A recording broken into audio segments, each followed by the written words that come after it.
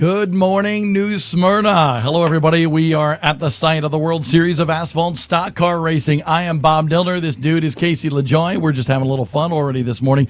Having some fun because, honestly, we didn't know, and Casey and I were just talking about this. When you go to a racetrack, honestly, you never think, okay, that's north, that's south, this is, so forth. And we were dealing with some sun glare. Yep. So for everybody that's, not having a sunny morning or maybe having some snow or rain or freezing rain, whatever it may be, because we know up in the Midwest, some harsh weather conditions supposedly over the next day or two, eat your heart out. Because we're in the sunshine state of Florida and we're dealing with sun glare here today. And honestly, all of our lights, or most of them, are still left in this Studio 51. Yeah, here's what I'm saying. We have Mark Keeler, and he knows everything there is to know about New Smyrna Speedway. Just ask him. But he didn't know the sunrise was behind the backstretch? He's not on mic to defend himself. He can't defend himself today. We didn't give Mark Keeler a microphone today, so that was the good thing. But I think immediately we're going to go to the PFC Brakes hotline, or is it the Online Racing School hotline? I apologize. I'm so used to saying the PFC Brakes Performance Hotline. It's the Online Racing School hotline where Harrison Burton is. And Harrison, have you won a big race or anything lately? Just a little bit, man. I'm still struggling. I lost my voice last night because I did so much screaming after we won at Daytona. I'm still kind of struggling to talk. So if you hear my voice cracking, that's why. That's awesome.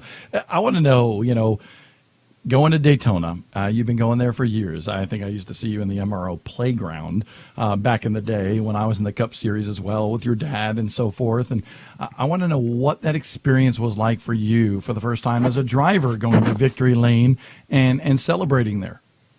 Well, it was really surreal, because everything that my dad had been telling me about, Daytona and what it's like to win there, all was true, My dad was lucky enough to win in the Cup Series for the 400 and in the summer, and I was lucky enough to win last Saturday. And the feeling when you cross the start-finish line is a feeling of both relief and joy, because when it comes down to it and you're leading, you're either going to wreck or you're going to win because you're going to do something crazy to try and defend that win.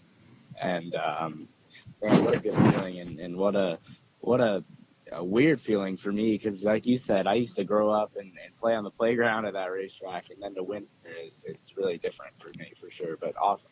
So the big question this morning is, you win the ARCA Racing Series event on Saturday at Daytona International Speedway. Tell folks listening and watching here today what you're doing today. What are you about to do? I'm actually driving to school right now. I'm on the way to school. I'm gonna finish out my high school career, and I'm a senior this year, so I'm trying to finish out strong. Well, Harrison, you went home, but when do you come back? You got some more duties coming up this weekend with the Truck Series. When are you heading back out and talk about what you're looking forward to? Yeah, so we leave again on Wednesday. And we head back out to the big track at Daytona once again in the Truck Series, and that's going to be cool for me because I get to go and try and read, which doesn't happen often. So we're going to try and beat those odds. Any chance we see you here at New Smyrna Speedway before you got to go home again? Oh, for sure. I'll stop by. There's no doubt. I want to be racing, but I can't make that happen. I'm trying to focus on the big track stuff and try and learn as much as I can and prepare as much as I can, and still go to school on some of these days. So, I want to be racing down there really bad. That's kind of where I cut my teeth, was the speed, the World Series of Asphalt down there, and I missed that really bad. I got to go and watch the Super Late Model race on opening night, which was a lot of fun and a great race, and I missed it. I wanted to be out there competing. So how do you get out of school? Do you go to the principal and say, listen, I got to go drive 200 miles an hour in a, Truck Series event at Daytona? I mean, what is that like? It's different, but the funny thing is they all kind of know it now, because I've been racing since I was 5, and I've been missing school for racing since I was 5. So, I've been going to the same school. It's a school right by my house, and for all those years, it's from kindergarten up through 12th grade. So it's kind of normal now, which is good. I like to I like to just be able to be a kid a little bit and enjoy myself at school. So I miss a lot of it, and I miss a lot of work, and I'm always behind on work, but I'm always trying to make it up, and I feel like a normal kid when I go there, so that's fun. Hey, the Arc of Menards series, and that's going to be hard to remember this year, at least for the time being on the transition. New name for that series, and you actually won the first race within that realm. But I want to know, you go there, and obviously ARCA has been a great proving ground for a lot of young race car drivers through the years. So how does that help you? Not only winning and taking pictures in victory lane and getting that experience, but how does that ARCA race now prepare you for your new task at Kyle Busch Motorsports in the Truck Series? Well, it helps me a ton because now I have confidence. First off, I go into Daytona and know that I've won there before and that I'm capable of doing it. And I also have confidence now because I've been in the draft. I've been in those high pressure moments at the end of races where you're blocking or having to make decisions that'll either make or break your race. So for me, that's good, and that's a good experience to have going into the Truck Series, where it'll be even more of a pressure cooker, if you will, because now I'm not just racing for race wins. I'm racing for a championship at the end of the year, and stage points are going to matter all year long, and race wins are obviously going to matter all year long. So the way this playoff system works now, it puts an emphasis on every single stage and every single win. So you really have to be fighting hard since the beginning, even from the beginning at Daytona. Well, Harrison, we were down here in the pits last night watching it get rained on and watching the Air Titans go around the racetrack. I got the chance to talk to Logan Seavey a little bit, and him working with Chris Wimmer. Did you give him any insight or anything coming here to this race, being that you run so well throughout the week here at the World Series of Asphalt Stock Car Racing? Well, me and Logan talked some while he was in town I think it was 2 weeks ago, and honestly, it didn't come up. I think Logan is a good enough driver. He can figure it out, man. He's got a lot of talent. He just needs a little bit of time to figure out the asphalt stuff, and he'll be hard to beat. And I look forward to racing him. But for Chris Wimmer on that side of things, that's one of the best guys in the business, in my opinion.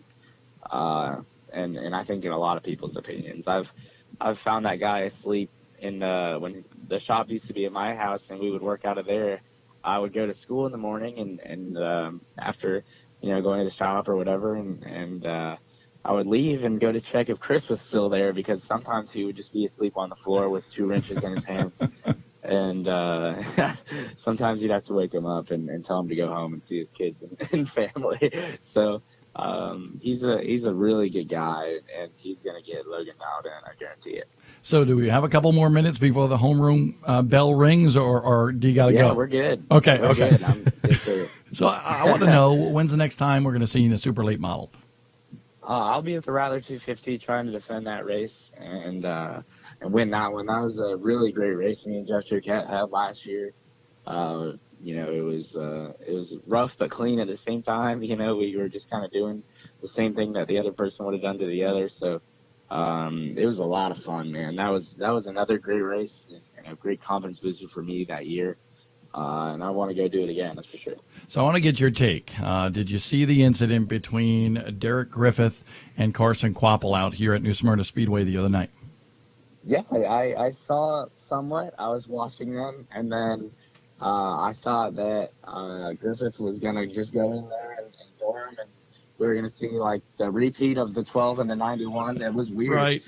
That was so weird because the 35 is the same paint scheme as the 91, the same car, and then having the 12 racing against him was weird, and me not being in it. So I was like, oh man, if I was in there, I would, door him a little bit, and then we wouldn't wreck, obviously, but get a little space and get away. And somehow it looked like they just met in the middle. I couldn't really tell exactly who was at fault or if anyone was at fault. I think, people try to put so much emphasis on who's at fault in racing. And sometimes it's just you're driving as hard as you can on the edge of control, and then you guys both are fighting for real estate, and at the end of the day, sometimes it doesn't work out. So I couldn't tell who was at fault, and I don't want to speak without knowing for sure about that.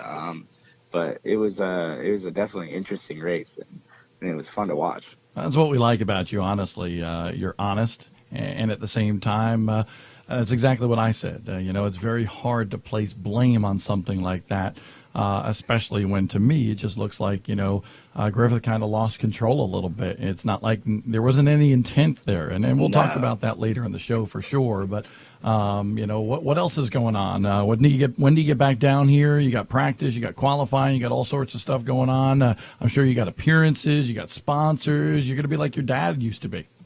Yeah, man, I've been running around like crazy for even the whole off season, getting ready for all this stuff and trying to maintain somewhat of a school life as well. And man, it's been wild. So Daytona's going to be no different. We fly down Wednesday, and as soon as I land, I'm going to a dinner. And then after that, we've got the classic hangar shoot where we go shoot all the cool stuff for FS1 and Fox, and got practice and qualifying, like you said, and appearances and sponsors coming. And my plate's full, but that's how I like it. That means that you're doing something right in our sport. So the Monday after you win the big ARCA race at Daytona, you're going to school. But I've seen your workout regimen over the course of the last few months. It's been out there on social media and so forth. And I know a lot of people, including Mark Martin, very proud of you. But did you wake up this morning and work out? Or did you allow yourself a day to go, hey, I'm a Daytona winner? I allowed myself the day today. Yeah, I didn't wake up. I wasn't feeling the 5 a.m. wake up today. But I actually did go to the gym yesterday with Christian Eckes, who was a big part in me winning that race and was a great drafting partner for almost the whole race. And me and him went to the gym and played some basketball and ran around a little bit just to get back loose and all that. So, I didn't take too much of a day off from going to the gym. I was already back in there yesterday. You could tell Christian now, you may have won the snowball derby, but I won a Daytona, right? Yeah, man. Yeah, that's it. I think I've already pulled that on him a few times. But no, I want to win the derby too, man. I got to get that on him. Yeah, definitely. The Tom Dawson Trophy is a very coveted trophy in short track racing at Five Flag Speedway each and every year. And I'll let you go after this because I know you got to get to school. But a real serious question based on what you just told us about you and Christian Eckes. Who's able to lift more weight? This is weird. We're actually exactly tied on front squat. No way. On our max. Yeah, we maxed out together, and we kept going up and up and up, and it was like this competition, like I'm going to be you. And then he got one, and then he knew he couldn't go up anymore. And then I was like, okay, well, I got the one that he did, and I was going to try for more. And I went down and could not get back up, so I had to dump it off. And and so we're exactly tied on max front squat right now. So that's kind of interesting. Well, that is awesome. A big congratulations to you on that big ARCA win Saturday at Daytona. I will say that, from a person that has seen you for a long time, and obviously I knew your dad and your mom for a really long time. But honestly, we are proud of you. We're very proud of what you've done, who you are, how you handle yourself, both on and off the track. Harrison Burton, a big congratulations to you. Yes, sir. Thank you. I appreciate it. It means a lot. So I'm ready to go and hopefully get some more wins and then keep on the momentum for the truck series. We'll do good in that math class today. Yep. Yeah, definitely. Yes, sir. Yeah, that's my biggest concern right now is math class. All right, Harrison Burton joining us here on the Morning Bullring at New Smyrna Speedway. That's where we're live from, on location for the first time with the Morning Bullring, and we're dealing with some sun glare behind us. So everybody that's in the frozen tundra, eat your heart out. It wouldn't be so bad if you weren't wearing a shirt that was like, I need my sunglasses. Well, this is, Alec Jorgensen actually said this is a little bit like a Florida shirt. So I'm trying to fit in, number one. It needs more tie-dye to be, I think. Probably. But I wore it for Mark Keeler. And the great thing today is Mark Keeler can't talk on the show. So, that's awesome because he can't fight me back. It's like Mark, a race receiver. Yeah. Only one way. It's been dirt life for me before coming over here today to New Smyrna Speedway. I've been doing the Lucas Oil Late Model Dirt Series on MAV TV and Lucas Oil Racing TV.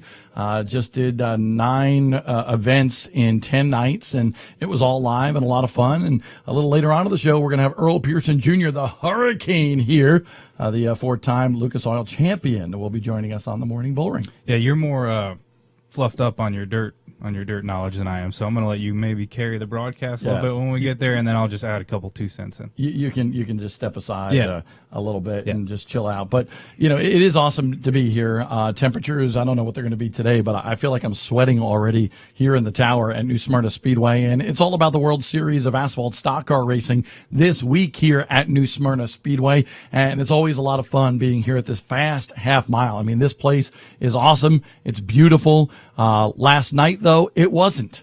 Okay, last night we did have a big rain out for the NASCAR K&N Pro Series East opener, and that will be scheduled for today. That will be able to be seen on fanschoice.tv. I believe at 7:30 it is. 7 o'clock? 7 o'clock. 7 Okay, 7 o'clock here tonight at New Smyrna Speedway. So if you're in the area, and we know there's a lot of short trackers around here, definitely make your way on out. Check it out. Some of the future superstars, like Harrison Burton, the big champion, a couple of years ago, had a great season, and it was part of his learning curve to go to the K&N East Circuit and run there. And now look at him. He's a big Daytona winner in the ARCA Series and now going to the Truck Series as well. What are you looking forward to this week? The Modifieds. Mighty Modifieds. Modifieds start tonight. Connor Sullivan, who is a huge Mighty Modified guy. He made, I think Dylan Smith say the Mighty Modifieds the other day. It was Kendra. He made Kendra say the Mighty Modifieds the other day. And I asked him, I said, are you going to be coming to the show this morning? He's like, I wasn't on the schedule to. And I said, okay. You said enough. Hey, if you want to be part of it, Right. be part of the action and so forth, you should be dedicated. And he's not. So his modifieds are here and he's not here. What's that about? I don't know. We're going to have to call him. We'll call him. We'll wake him up. Yeah, we should get him on the line. Hey, that'd be funny, dude. Let's do it. Yeah, we need to do that. We'll But wait. first, on the online racing school hotline, we have old BP himself, and we got to pick on BP as well because Brandon Paul is not down here with us for the first time in years at New Smyrna Speedway. BP, why'd you, just leave us in the dust? I didn't mean to, I'll be honest. It does seem a little weird not being down there at the beach house and partnering up with Mark and beating everybody up on the foosball table. But Whatever. But it does, yeah, it seems weird. But luckily, thanks to Speed 51's coverage, it kind of feels like we're there. And Good answer. Keeping an eye on all the big stories and all that stuff. I like that. See, Yeah. that's an editor right there for you. Yeah. He should almost be just promoted to an executive editor. Because that was like gold right there for promotion for Speed 51. Yeah. So Brandon, what's going on in your world? What do you want to talk about this morning? Well, I think the big story coming from this weekend, obviously it involved drama, so that's what everybody was talking about, surrounded the Pro Late Model race at New Smyrna Speedway on Friday night. Obviously, it started with a tweet by Haley Deegan, basically accusing Jeremy Miller, the winner of the race, of having a larger chip in his race car. And that obviously prompted people to ask Ricky Brooks some questions. And Ricky Brooks was not exactly pleased with that tweet that Haley Deegan made. So basically what it all comes down to is they inspected the engine. And based on the rule book, it was 100% legal. Jeremy Miller did nothing wrong, 100% legal based on the rule book. So they went in Saturday morning. They did even more inspection on the engine, and basically the engine and rev limiter combination in that engine was something that's used in the Big 8 series up in the Midwest, and it's something that Ricky Brooks said they never really had seen the potential of, that combination, until now with Jeremy Miller. They've seen it at the World Series before, but it's never been with a team and a driver that's been able to really see the full potential of that. So they went in Saturday, and Ricky said, according to the rule books, he has the right to adjust the rev limiter, and that's exactly what he did. Adjusted it from 7,000 RPMs to 6,800 RPMs in order to try to make the competition more fair. So that's a story I think that we'll really have to keep an eye on tonight when the Pro Late models hit the track for the first time since Friday night, thanks to Mother Nature. But definitely something that people were talking about this weekend. Well, and here's what I want to say about that. Obviously, I was living the dirt life, okay? Hence the T-shirt here at New Smyrna Speedway this morning. My wife just said, why are you wearing a dirt life shirt? Why aren't you wearing one of our shirts? And Angie, you are completely correct. But this is just a little joke. With Mark Keeler. Yeah, you kiss up. Look at that. Look at that. And I'll turn around later, and I'll show you the back when we get less sun glare here, because, we're just soaking in the rays. I get a burn on my neck from the show here today. But I want to talk a little bit about this. Casey, you've been here, and you follow the story and so forth, and you've been doing a lot of announcing here for the streaming coverage on Fans' Choice.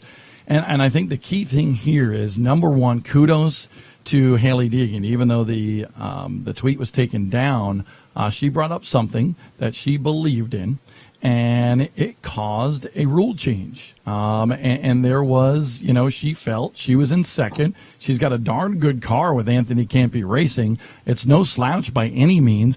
And listen, a driver can feel if another car has an advantage, in a certain aspect. Okay, it could be, they was getting through the corner better than I was. Or in this case, man, that dude was actually pulling me pretty big on the straightaway. And she said something about it. Well, guess what? A rule was changed because of it. So even if Ricky Brooks, the competition director here for the World Series, doesn't like it, it forced his hand to take a look at it and therefore make a rule change. So kudos to Hailie Deegan for doing that. And on the other side of the spectrum, I think, what Brandon was saying, to say it in, just common man terms, is I don't think that combination that they run at the Big Eight, that they have competed with down here, has had the caliber of driver that Jeremy Miller is in the past. Yep. And therefore, it was never competitive. Yep. But Jeremy, he didn't do anything wrong. Nope. He came down here. But maybe the thing he did wrong is not back up a little bit, right. Honestly. Yeah, he should have been sandbagging slightly. Maybe. Exactly. Sometimes you shouldn't, go out and show everything you have. Don't show your full hand. And he did. And congratulations to him on his victory, because it was 100% legal. But I don't think we've ever had the caliber of driver here in the Pro Late models in that package, and that's why we never saw that come to light before. Yeah, I was going to say, you said what I was going to say in a lot more words. But I was going to say it was a lot of, Hailie's caught a lot of heat on it, and Ricky's caught a lot of heat on it. But neither of them were wrong. Hailie was just going by what she was told by her crew guys, and then, what she saw. She knew her car was driving really well, and she was still getting driven away from. And from us, me and Adam up over there in the tower, we're looking at a snooze fest as far as a race, so I'm happy about it. I know it's not, if somebody's dominating, we should just, take some rules, throw some rules at them.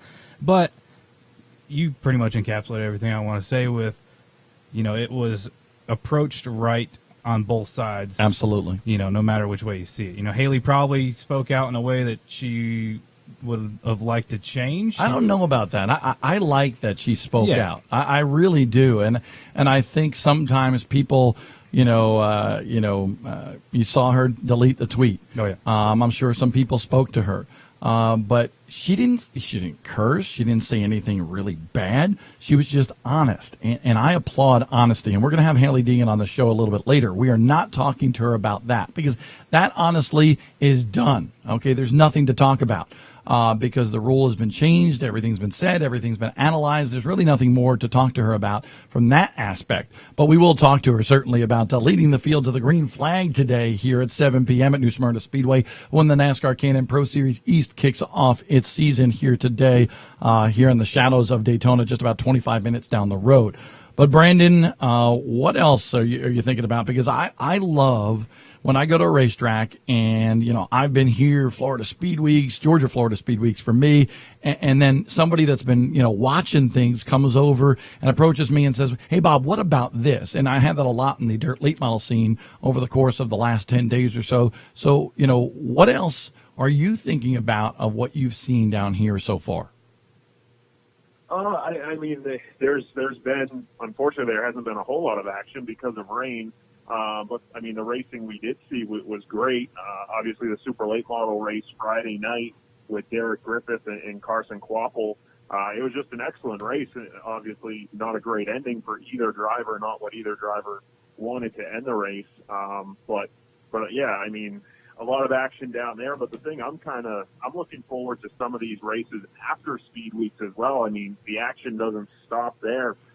February 23rd, you have the Appalachian Indoor Nationals in Virginia for the Outlaw Carts. That should be a good race. And then that same day, and this is something I'm really looking forward to as a big asphalt super late model fan, the South Carolina Clash, the opener for the past national championship at Dillon in South Carolina. And that is going to be the first time that you will see the new 5-star body on the racetrack on the East Coast this year. So I've seen some pictures coming out. Ben Rowe has a new look in the new 5-star body. A guy like Mike Hopkins from Maine, he has it on there. We saw Matt Craig testing the body for that race as well. So I think that's definitely something to keep an eye on. And even looking past that, the following weekend, you have March Madness at Cherokee. A big event for dirt super late models, an event I've actually been to, believe it or not. Really cool event. And also the Alabama 200 for the Show Me the Money series, the pro late models down at Montgomery Motor Speedway in Alabama. So obviously all the focus this week will be on Florida, but after that it doesn't stop there. I mean, we've got a few big weeks of racing coming up. And just to address the whole 5-star bodies thing, because there's been on social media some shots taken at us and so forth in regards to something that was said in another published story.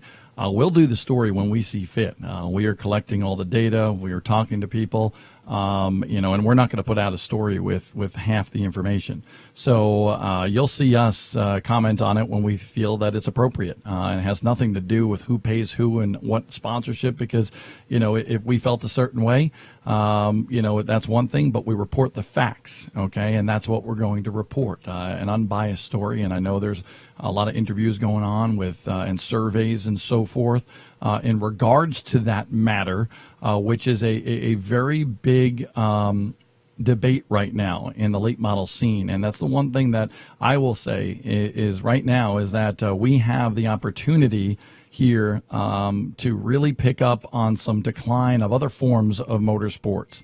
And more short tracks is something that is really climbing in the United States. And I hope that any issue in regards to something like this does not take away from what could be an ascension for certain forms of racing, in particular the asphalt late model scene. So that's something that we'll definitely keep an eye on and we'll address when we can. But right now, we'll take a quick break here on the Morning Bullring, presented by the Online Racing School Seminar. We'll talk all about that coming up, but we're also going to talk about the USAC ranks. Absolutely a big weekend for them at Bubba Raceway Park in Ocala, and a lot more coming up next week for them as well. We'll talk about that on the other side of the break here on the Morning Bullring.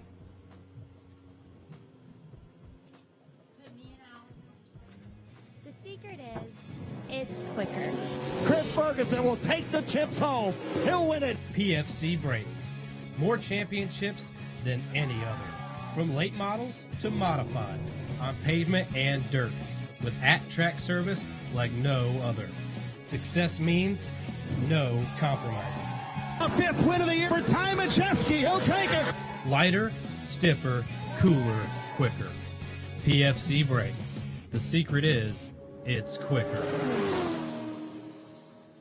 Race fans, it's time to kick off the 2019 race season as the past Super Late models roar into Dillon Motor Speedway on Saturday afternoon, February 23rd for the 14th annual Winter Meltdown 200. Catch past champions Ben Rowe, Derek Griffith, and Matt Craig, along with North America's top short track stars. Compete for 200 green flag laps, plus the action for the challengers and mini stocks. It's the past National Championship Series in the Winter Meltdown 200, heading to Dillon Motor Speedway on Saturday afternoon, February 23rd at 2 p.m. For more information, go to ProAllStarSeries.com. Hey race fans, download the new Speed51.com app today. Breaking news, feature stories, the Unfiltered podcast, live race coverage, schedules, and more right at your fingertips. Download it today on iTunes and the Google Play Store.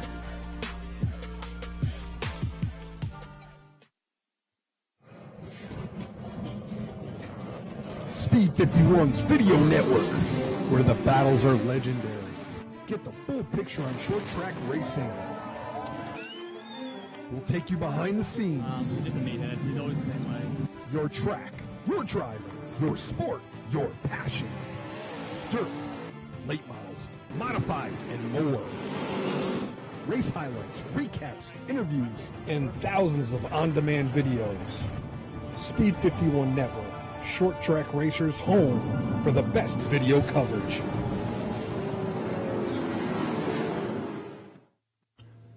Welcome back to the morning Bullring here at New Smyrna Speedway on location and live. It's 8:21 in the morning. I am Bob Dillner. Casey LaJoy has just stepped aside. We kind of gave him the boot a little bit because we wanted to bring Kendra Adams in right now to deliver the online racing school seminar news this morning. What do you got for us?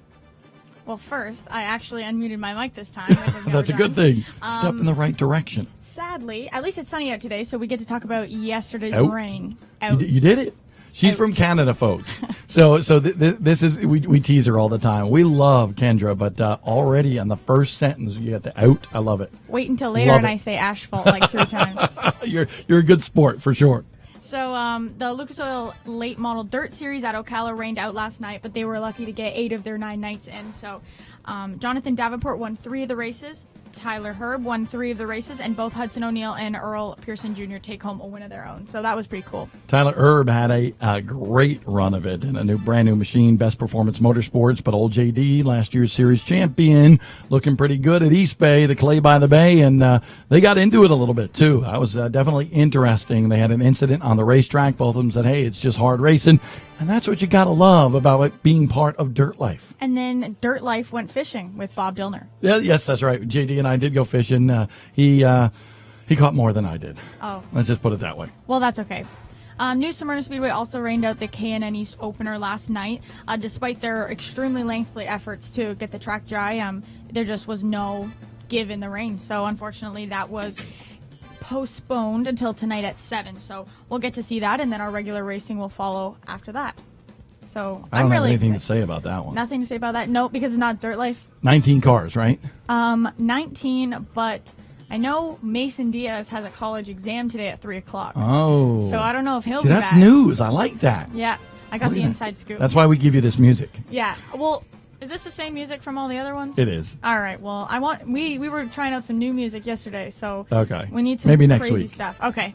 And then Volusia Speedway Park was another Florida racetrack that rained out last night, unfortunately. But they were supposed to have double features for the UMP Modifieds, and due to a previous postponement, and now they're going to have a triple header. So what do you choose? Do you come to New Smyrna or do you go to Volusia? I guess it depends on if you're a dirt fan or a pavement fan, but I'm a little bit of both. I'll be here, but man, I'll be keeping an eye on what's going on. And of course, you can see all the action at Volusia on dirtvision.com. So they're going to be running their 3 features, and then if the stakes weren't high enough, tonight decides who takes home the big gator for the championship. Yeah, that's a big gator. The Golden Gator, ladies and Golden gentlemen. Gator. Meanwhile, Nick Hoffman is the one who's leading the points championship, and he's leading by a pretty large stretch. Hoffman is one of the most talented, underrated drivers in America. I will tell you that. The dude won at Eldora in a dirt late model. He had a good run on the Lucas Oil Late Model Dirt Series last year with a very small team, not in a dirt late model ride. I'd love for him to get another opportunity to go dirt late model racing, but he's kicking butt there in the dirt modified wars. I am, as I said, asphalt life, but I do love dirt late model races. They're my favorite to watch when we go to the dirt races. So last night would have been their final night of sprint car racing, but now that it's rained out, that's done, and the dirt late models move in tonight for their dirt car Nats debut. Yeah, it's going to be fun. I think it's a couple of nights of the UMP late model sanction, and then it goes to the World of Outlaws late models a little bit later on in the week. And then I think right after this, we have Georgia on the phone, and and she's going to be talking about the USAC National Series, which is right after this. And USAC was at Bubba Raceway Park, where Sunshine Tyler Courtney swept the weekend. This weekend. Did a good job in the USAC National Midget Series to kick off everything this year. And I watched one of the races. I was on Flow Racing, and I watched one of them after all of our activity over at East Bay Raceway Park. And man, Sunshine just kicked their butt. And Sunshine was kicking our butt this morning for this yes. show. So yes, but now it's getting a little bit better. Yeah. More clouds have set in, so we can't really tease everybody that's out there. But Is that your news this morning? That's my news for now. Okay. You I got have more some later? stuff. Yep, I'll come back, and I got lots more to talk about. Okay, well, she's got a lot more to talk about. Let's see if Georgia Henneberry has an accent on the online racing school hotline. She joins us right now. Georgia, good morning to you. Good morning to you. How are you? I'm not bad. I understand you're flying home today? I am. Oh. Unfortunately, I am, but I'll be back Wednesday. I'm sitting in the sun right now, soaking up every last drop I can get because I got to go back, and I heard it was raining and snowing. So why couldn't you just stay down here for a couple of days? Well, I'm still a full-time student, so I got to go back, take a few exams, and then I'll be back on Wednesday. Education always gets in the way. That's troublesome. But Tell me about it. let's talk about the action at Bubba Raceway Park there in Ocala. Obviously, the USAC National Midget Series was there this past weekend. Like I said, I watched one of the races. I want to know from your perspective, how much did Tyler Courtney just wipe the field? He really did. He had to work for it a little more on Saturday, but for some reason he just really works with that track. I don't know what it is. He won 2 nights in a row last year in the sprint car and then 2 nights in a row down here in a midget. So you can actually say that it probably is him because, 2 different types of cars. He just works so well with it. And then we get to come back next weekend in the sprint car, so we're going to see if he can do it again. And Tyler was going to be on the show this morning, but he had flights and so forth and couldn't be part of the show. But he said, man, if you need me another week, let us know. So he'll be on the morning Bullring, I'm sure, at some point this year because we're going to definitely keep an eye on the USAC ranks. And, Georgia, you do such a great job there. I was watching you the other night, especially after the second night. And you talked to KT.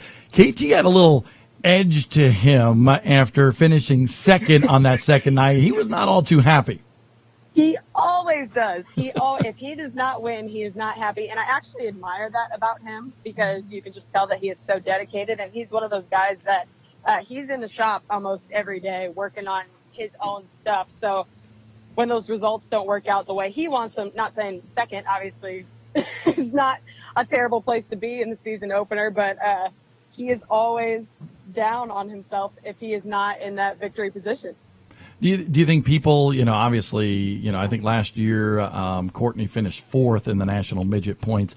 Do you think people are fearful after seeing what he did last year with a couple of wins there on in the midgets, but then also his domination over there on the sprint car side? Are they fearful that he may reign supreme in a couple of different divisions this year? Yeah, I think Tyler is kind of just capitalizing on everything that he's learning each race. Per se, and they're kind of figuring everything out. Clausen Marshall Racing was kind of a new deal just only a year and a half ago, and they also are figuring things out. And I think with the knowledge that Tim Clausen knows and with the knowledge that Tyler Courtney is gaining, they're going to have the rest of the field is going to have a little trouble on their hands just because there's a lot of races this season. I think we went from what did we go to? We at least added 10 midget races to this season. Wow. So, now there's 35 when there were 17, I think, last year, 17, right? yeah. Yeah, 17. So, so 15, 17, almost whatever. double. We've added a lot. Yeah, we have added a lot of midget races to the schedule. So we got 45 sprint car races, 35 midget races, and 11 Silver Crown races. So it's going to be a packed schedule, and Tyler's racing racing all of them. So it's going to be pretty fun. So, I was watching the other night, and I think I've said that like 5 times already during the show. But my boy, Zeb Wise, 16 years old, out of Angola, Indiana. I tune in. I understand he was up front early. I came in about 3/4 of the way through the race, and I see that he's in the back. What the heck happened to Zeb Wise? Yeah, man, Zeb was really getting on it, and he cut a tire pretty up front, and it just kind of knocked him out. Bubba Raceway Park in the midget, it was cutting tires left and right, and I don't know what it was. They're just leaning on them real hard, and especially the speed they're carrying into all those corners, it's just really hard on tires, and unfortunately, Zeb was the one that got taken out for that. Well, Georgia, we kind of borrowed one of your guys to race here at New Smyrna in Logan Seavey. He's been doing pretty good. Have you been keeping up with him over here at the asphalt track? Yes, I so admire Logan for everything that he's doing. He sent me a message the other day and was like, I am literally driving in my suit right now to Bubba Raceway Park. I was like, you go, bud. You're doing it right now. Yeah, he's going to have a lot of fun. He didn't finish that well the other night, though. Yeah, it's hard. And what I wanted to bring up is that this year I think Friday we had 27 cars and Saturday we lost one or two, but the field that we have right now is so stacked and everyone is so close in times and in just quality of equipment and things like that, that it's making it really hard for these guys to just stand out almost because everyone is so close. I mean, I think the top three qualifying on Saturday were in thousandths of a second of each other. And I think Tyler Courtney went quick time over Andrew Laser by 1,000th of a second. Wow. So even that just saying in itself, I mean, they're going to have a tough time. It really sets apart, the guys who are going to stand out. So 2 more questions for you before we let you go, because I know you get a busy morning and we got other people lined up as well. But Carson Elledge, she's running the entire midget circuit this year, and I saw she transferred into the A main the other night, and just your thoughts, because you're a former racer. I shouldn't say former, because I know you still have aspirations to race some more, but you're doing a great job, honestly, on the microphone and so forth for USAC. But what do you think about Carson Elledge and what you've seen so far as a former lady racer? Yeah, I mean, good for her. Any opportunity that any females can get, and they're killing it at it. I always applaud them and I support them. And I think Carson actually has really great equipment underneath her wing, and with the boats, then they're a great team. And Chad has often successfully finished third on Saturday. And I think Carson, as she gets more races under her belt, she's going to do just progressively well. I don't see her any different as any other of the guys or anything like that. And I think by the end of the season, she'll have more confidence under her belt, and she'll get going. So the USAC National Sprint Car Series rolls into Bubba Raceway Park this Thursday night. Give us a little preview. What are we going to see there at Ocala this week?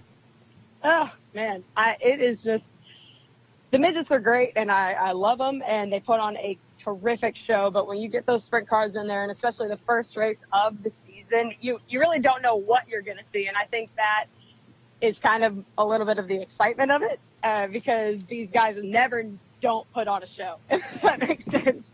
You're never going to roll into a USAC National Sprint Car race and be like, yeah, that was okay. You're always going to be like, wow, when's the next one? Where can I go to? Where can I find them? So that will all be broadcasted on flowracing.com, and we're kind of getting all that figured out. And it went well on Saturday. So like I said, flowracing.com, but also if you're in Florida, come on out.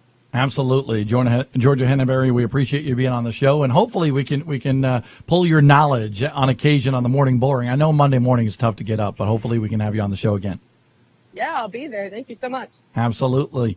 Georgia Henneberry on the Online Racing School Seminar Hotline. And, of course, that's March 9th and 10th in Wisconsin. It's going to be a lot of fun for sure, and a lot of knowledge to be had in that Online Racing School Hotline. As far as the seminar goes, it's from Legends cars to late models and everything in between. A lot of knowledge there to be had.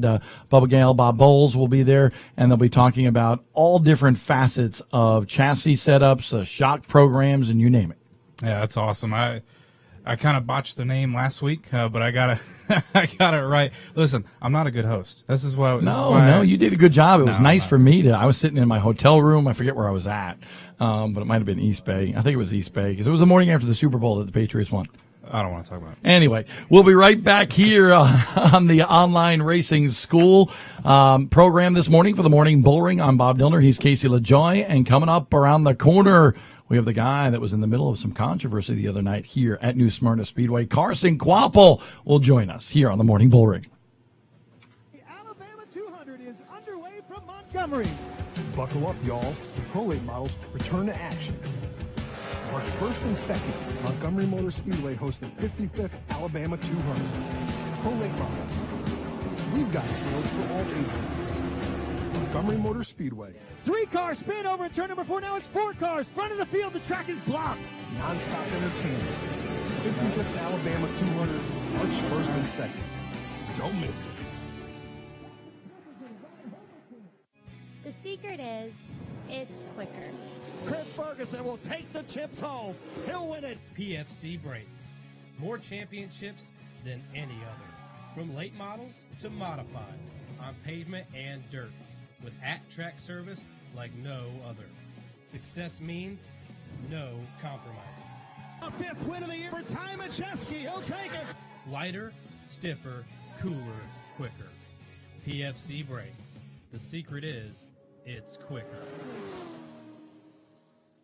Race fans, it's time to kick off the 2019 race season as the past Super Late models roar into Dillon Motor Speedway on Saturday afternoon, February 23rd for the 14th annual Winter Meltdown 200. Catch past champions Ben Rowe, Derek Griffith, and Matt Craig, along with North America's top short track stars. Compete for 200 green flag laps, plus the action for the challengers and mini stocks. It's the past National Championship Series in the Winter Meltdown 200, heading to Dillon Motor Speedway on Saturday afternoon, February 23rd at 2 p.m. For more information, go to ProAllStarSeries.com. Hey race fans, download the new Speed51.com app today. Breaking news, feature stories, the unfiltered podcast, live race coverage, schedules, and more right at your fingertips. Download it today on iTunes and the Google Play Store. The Boars Compact Touring Series is a 4-cylinder front-wheel drive mess, and it's coming to a track near you. 14 races in 4 different states in 2019. We'll keep the 4-cylinder fans buzzing with excitement. The famed Lucas Oil Raceway in other trips too. Lido, Fairfield, Winchester, Salem Speedway, Flat Rock Speedway, plus it's Bristol, baby. Returns on May 31st. Check out bctsracing.com. Oh, a good shot right there of New Smyrna Speedway here at New Smyrna Beach. We're about 25 minutes down the road from Daytona International Speedway, where so much attention is being put this week as NASCAR kicks off its season. But a lot of people want to come down here because you're going to see some great racing action on the half-mile speedway here. Volusia Speedway Park over there in Barberton as well. That's going to have some great dirt racing action. All the action at Ocala in Raceway Park later on this week with the USAC boys going back there. It's going to be a lot of fun because Florida Speed Weeks is definitely a unique time because I think Kenny Wallace said at some point, I think you can see like 27 straight days of racing. You'll just get your fix. Right, yeah, no, I think after Speed Weeks is over, you're like, I just want to sit on a couch for a long time and not move and watch something not go in a circle, and then you're ready about a week later. Hey, I just got the garlic last night, so I was able to go Thanks to the garlic. for the invite. The best. Hey, I invited, actually. Not me. But while I invited, I told Kendra, I said, you guys could have come if you didn't already have Subway. So you had Subway to sacrifice, garlic. Hey, the best Italian restaurant. If you're coming to New Smyrna Beach, you definitely got to go to the Garlic because it's the best Italian restaurant in the country. I was driving back from the Race Car Engineering Vendors College. You were actually working hard yesterday. Yeah, I don't know. I mean, I drove for the majority of that. I got there, did my little deal, and came back. So tell me the story there. Race Car Engineering, Steve Dorr, a cool deal, Vendor College yesterday, a lot of charity money being raised and so forth. St. Jude's. Yeah, so tell me a little bit about that. So they had approximately 750 to 900 people show up, and they had 54 different of the motorsports leading vendors just to educate, basically educate the drivers and get with their manufacturers on who, they could directly talk to the manufacturers on what they could be doing better, how things are supposed to work, this, that, and the other. And he was super excited about it. We got there as soon as it was like over. So.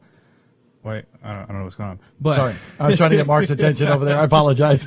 There was something on the screen. You were yelling at me. But, okay, I guess it was just our monitor. Yeah, okay. So, I mean, it was awesome. Steve Dorr was really pumped up. I got there just in time for it to be over. So I got to talk to a few guys, and I got some pictures from Tyler Sontag. He helped me out, and it was awesome. I wish I could have got there a little bit sooner, but we were doing K&N practice, and I had to haul the mail over there. So, yeah, you were supposed to go. I was supposed to go. Dropped the ball. I had to get to Bubba. Things changed and everything. I had to get to Bubba to see it rain. You might have broken a record yesterday. You went to 2 tracks in one day, and they both got rained out. I think I've never done that. I don't know if anybody ever has, but I'm sure like a Kitty Wallace or a Schrader or somebody to that degree has gone to 2 different racetracks and gotten rained out. But I had never done that before, so that was a first in my illustrious career. 281 tracks. How many tracks you up to? I don't want to talk about it. How many? I don't even know. I don't keep count like you and everybody else. Mark Keeler, how many are you up to? 98. 98. He's 2 away from the century mark. That's a lie, probably. All right, let's find out how many tracks Carson Quapple has been to, because he is on the online racing school seminar hotline right now. Carson, good morning, and how many tracks have you been to, buddy? Good morning. Man, I couldn't even tell you. I don't even know. Probably somewhere near like 10, 20, 25, somewhere in there. It sounds like it's too early for him to think about it. Is it too early for you? Did you just get up? I got up a little bit ago. Okay. Did you have your Wheaties or anything yet? No, I have not. Okay. So are you laying in bed just chilling out with us on the phone on the morning Bullring this morning? No, I got up for you guys. Okay. Making sure. But just to clarify, I understand Alec Jorgensen actually went and asked you, and you said, well, what time's the show? And he said 7:30 to 10:30. We didn't go live at 7:30 this morning because there was too much sun here at New Smyrna Speedway. But I understand that you said, oh, not that early, man, just a little bit later. Is that right? Yeah, I was hoping for about 8:30, 9:30, somewhere in there. So happy it wasn't 7:30. 10-4. Well, hey, I know you're a big-time winner at Millbridge Speedway. You've won in the late model ranks up in the upper Midwest last year. So you're doing both pavement and dirt. So I'm getting picked on here today at New Smyrna Speedway because I have this bright yellow, like bright neon yellow shirt that says Dirt Life on it. So are you more dirt life? Are you more pavement life or asphalt, as Kendra likes to say? What are you? I definitely ran more like dirt races, I think, and I don't know. I'd say I'm both, but if I was to say anything, I'd probably lean more towards dirt racer. I like because that. I've raced more. I like that. But I think I don't know. you're going to win some pavement late model races this year, I think. And I think you're going to have a good time in that Toby Noodleman-led team. He's a smart guy, and obviously he groomed Ty Majeski to where he is at today, and I'm sure he's going to do a great job with you. So what do you think we want to talk to you about this morning? That wreck.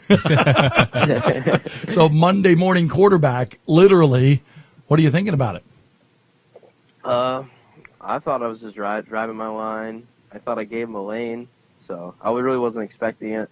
I gave him a lane. He kind of got into me in 3 and 4. He was inside of me, probably to my door on the straightaway. And then I entered in, gave him a lane. I think he just drove it in way too hard. I could hear his engine running, still going when I lifted, so I knew it wasn't going to end out good.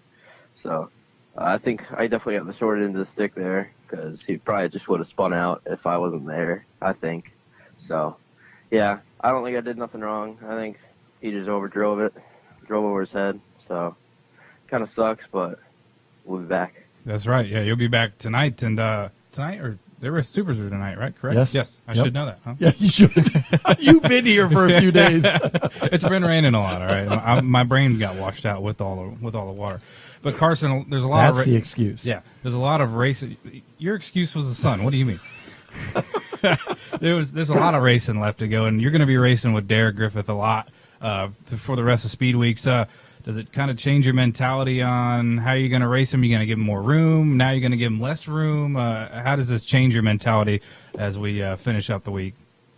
I'm just not going to give him as much room. I haven't got an apology or anything yet for it, so I'm just going to race him how he races me. Now, did you watch the tape?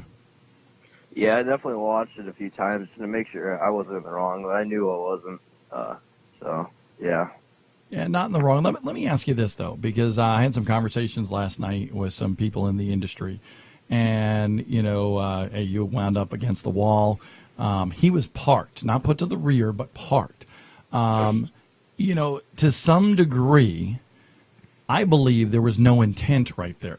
There was no intent to wreck Carson Quapple.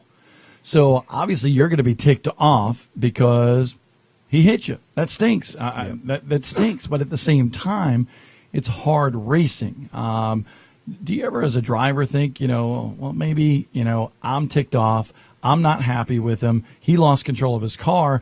But does it help you to know that there's no intent to wreck, even though you wind up against the wall? I mean, I just think he just drove over his head. I'm pretty sure he didn't mean to wreck me, but he drove over his head, got loose, got into me. I just think it's day one. Why would you want to do that? None of us have backup cars, so I think it's just really dumb to do that on the first night, and not a good way to race someone, really. I mean, I don't think he had intent to do that, but it's just why even chance it on the first night? We have like a week more of racing to do, and we had to do a lot of work on our car to fix it all into the morning. So I think he just wasn't smart. I mean, yeah, he didn't mean to, but still, like, come on, why'd you have to do that in night one and at all, really? So role reversal. How would you have tackled that corner if you were him? I would have drove it in hard, but I probably wouldn't have drove it into the point where I was spinning out into the guy outside of me. And if it would have happened, I probably would have owned up to it and told him, dude, I'm sorry, didn't mean to. But I don't think he seems that way. Harrison Burton was on our program a little while ago. Of course, he's won some races here at New Smyrna Speedway. And, you know, what he said is the difference of what, Derek and you did compared to what he and Ty Majeski did, because remember, they didn't like each other a couple of years ago down here, and it was kind of like weird because it was deja vu all over again. It was a 12 car, and it was the, former Majeski machine down there in the corner. But they went at it and they rubbed tires, like basically the 8 tires is better than 4 mentality. And that's how they did it. Would you have rather have had that right there? And tussle and beat and bang coming up off the corner or in the middle of the corner or whatever. Do you think that's fair game? I mean, it's good racing for the finish, but I don't think you need to drive over your head to the point where you're going to wreck someone to win, especially on the first night.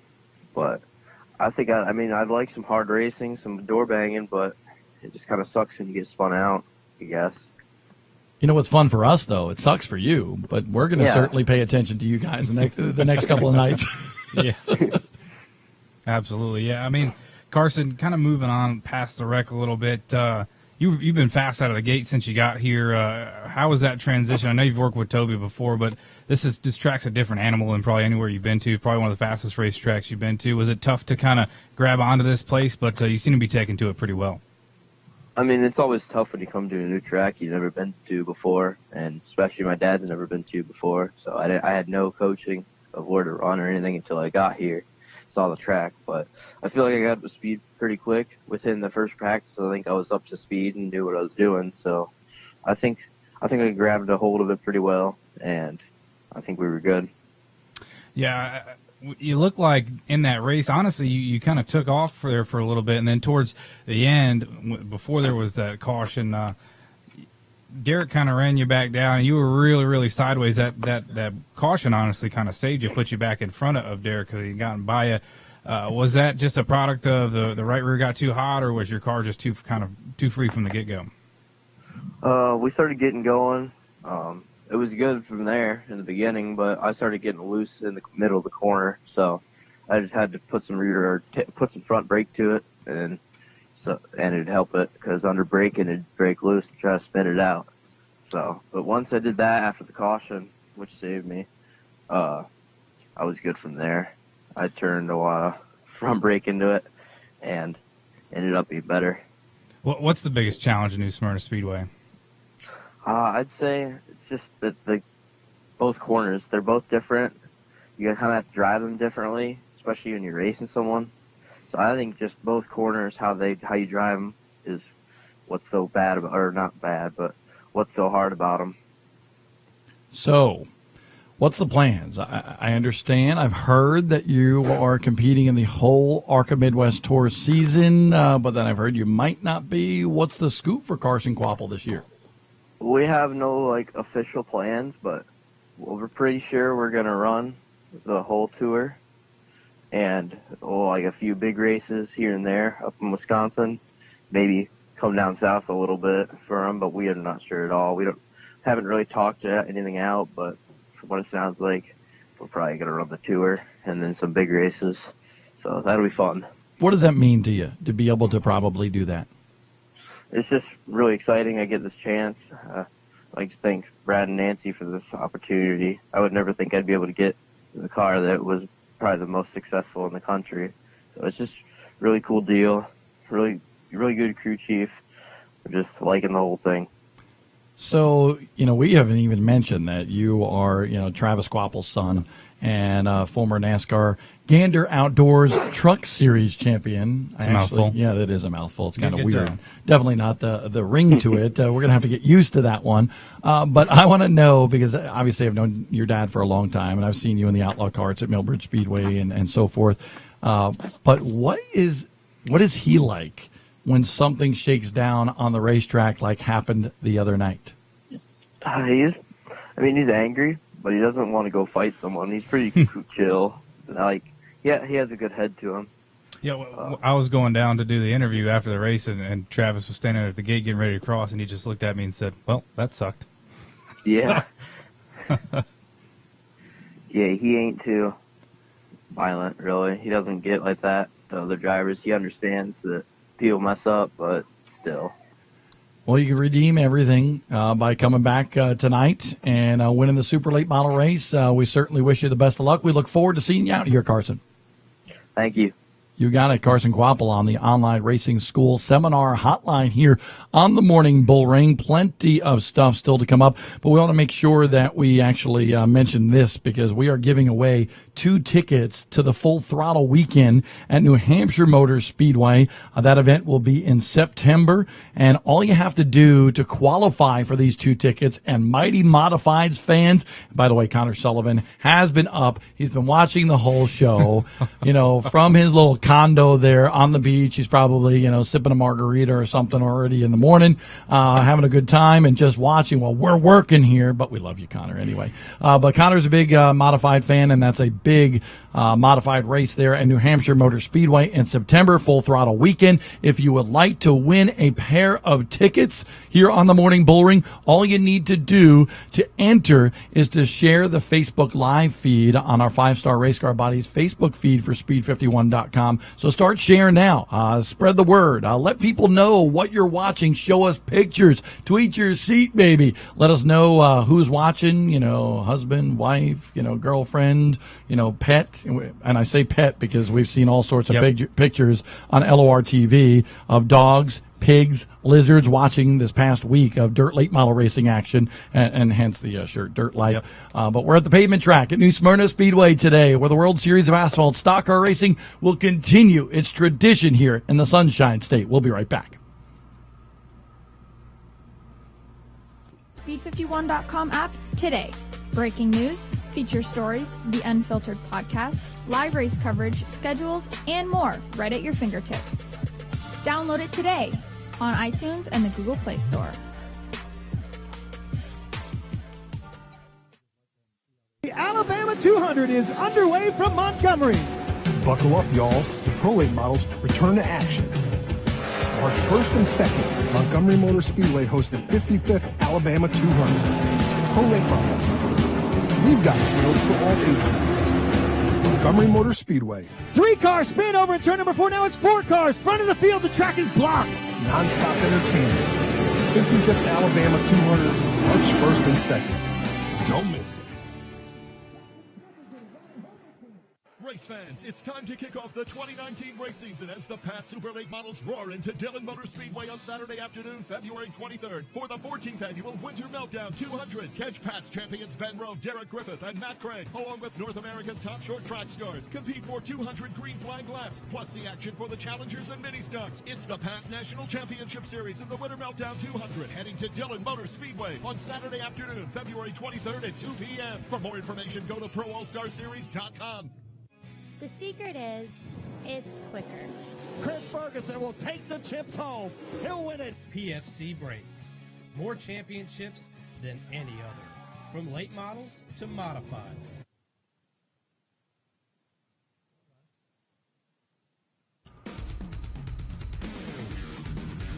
Love the music, actually. Good selection by Mark Keeler, our operations director here at Speed51.com. Kind of gets my blood flowing this morning. I'm Bob Dillner. You're Casey LaJoy. You didn't stop on the way here to get me coffee, so this music is. You didn't ask. Well, we were kind of running a little late. Hey, you could have asked. Jen Ashley, my producer on the Lucas Oil Late Model Dirt Series, every morning I know that we have to go by Starbucks because she's got to get her Starbucks in her system to make it through the day. Yeah. Well, if I'm off today, it's because you didn't stop me Dunkin'. So you're a Dunkin' boy, not a Starbucks boy. Dunkin', yeah, I have a Dunkin'. I mean, Dunkin's better. Dunkin' is. Oh, wow, you're going to start a war. How It's about better. that? Let Casey LaJoy know on Twitter or Facebook or whatever what you think about his comment that Dunkin' Hold on. Donuts is better than Starbucks coffee. I'll say this.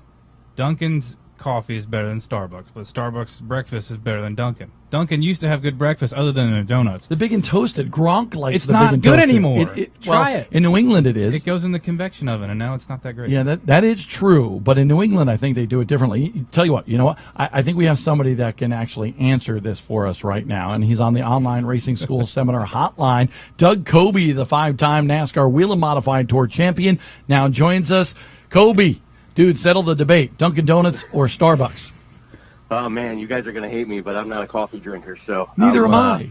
I'm naturally wired. I don't need to wake up and have coffee. So in terms of food, I've always been a Dunkin' guy, man. I hate going into Starbucks because I don't even know how to order off their menu. It's just it's one of those things where I feel about 2 feet tall when I walk in there, and all these people are ordering all these special drinks and food and stuff, and I have no idea what I'm looking at. So I just kind of go to Dunkin' and do my thing there. Dude, it's like when you go to like Minnesota and they start elongating their O's, or you come down south and they say howdy y'all. It's when you go to Starbucks, it's a completely different language. It is. Starbucks has its own language, and I don't like that kind of stuff.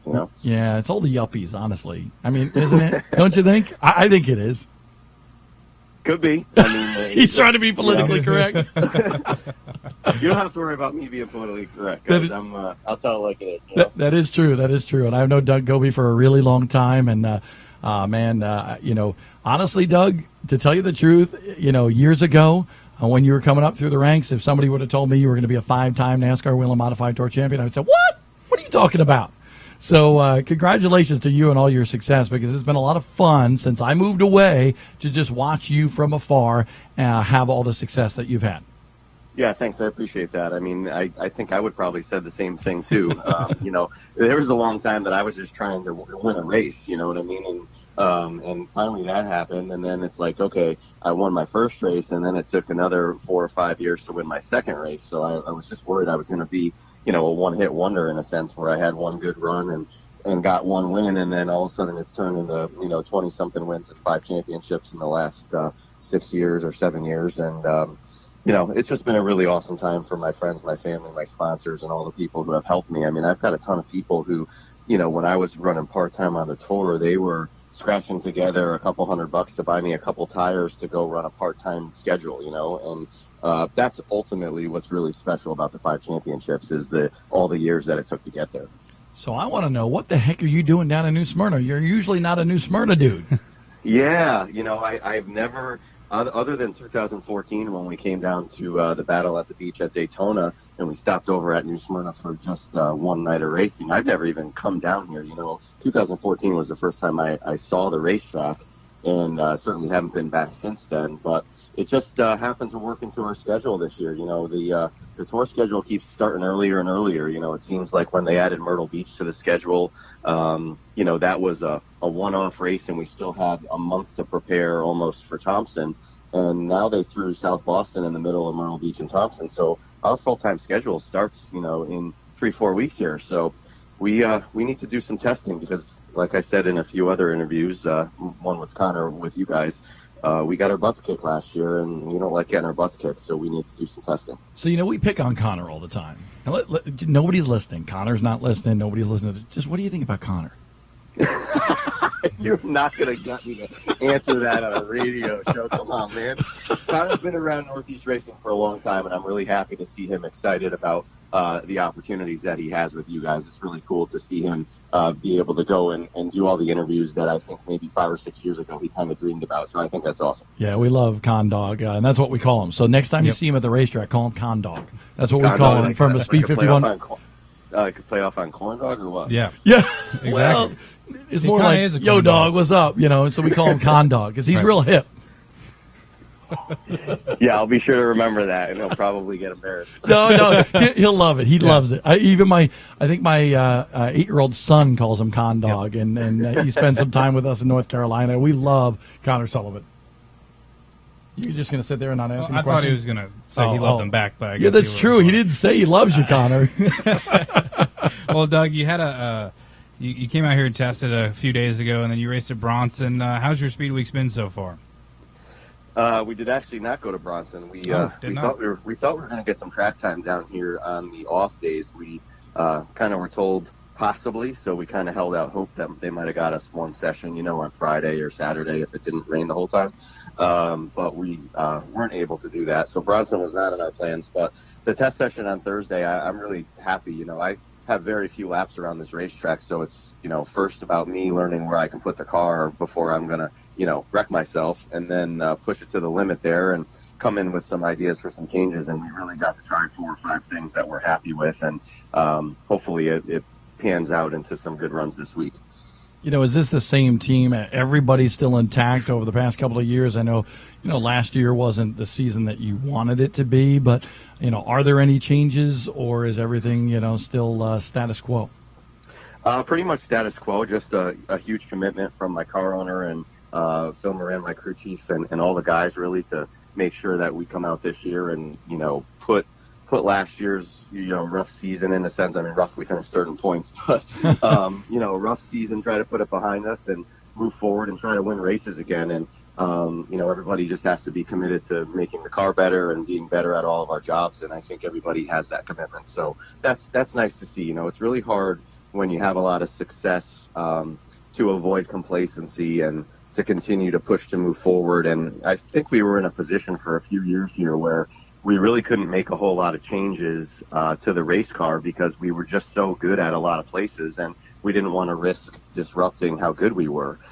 Stafford's a great example. We won a lot of races at Stafford, and, how much are you really going to change your setup when every time you go there, you're fast? So, last year we did win a race at Stafford, but we ended up losing, the fall final there in the last few laps. And it's just an opportunity for us to regroup and try some new stuff. We're not the defending champions, and the 51 certainly earned the championship, but we're coming to take it back from them and hopefully try to wrap up, 5 and 6 years here. And I've known Phil for a really long time, and it just shows you that we're like old dudes now.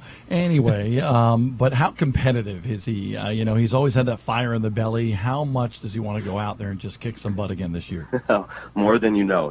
It's it really eats crew chiefs like him alive pretty much when somebody else goes out there and just constantly has a better race car. Obviously there's mistakes that are made from the driver and, changes we can make, within the race scenario. But generally speaking, I think Phil, felt like we were a little bit behind on our shock program. Again, more so just because we had such good stuff for 4 years straight that we really couldn't risk changing too much for fear that it might slow us down, So I think Phil's really fired up to be down here, and had to pull his teeth a little bit to get him to come. He wanted to do some testing in the Carolinas, early in March, and it was just a little too risky with, weather patterns and whatnot, and we just knew we had to get on the racetrack, and this was really our only opportunity to guarantee that we would put our car on the track prior to the Myrtle Beach race. Well, Doug, we got some social media questions coming, and we got one from Jeremy. I'm going to probably butcher Just this. say Jeremy. Hey, Jeremy. Yeah. Hey, Jeremy. He wants to know what's your favorite New England track to race at. Oh, I have so many favorite places to race. Waterford Speedball has always been special to me.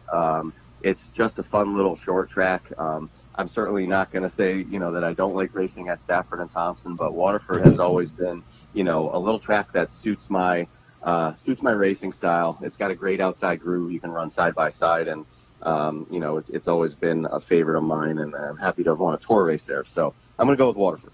Okay, so Waterford, that's a good place. I actually raced there back in the day. It was a lot of fun to run a street stock there. But yeah. I want to talk to you about the Full Throttle weekend. Obviously, that's a long ways from now, but we're giving away 2 tickets today to New Hampshire Motor Speedway for that event in September. It's going to be a lot of fun. New Hampshire is always a cool time. It's like the Daytona of New England. But all you have to do to enter is to share this Facebook Live feed. Doug Kobe, you're out. You can't win the ticket. Sorry, buddy. But what do you think after having that weekend last year? What do you think about going for round number 2 this year?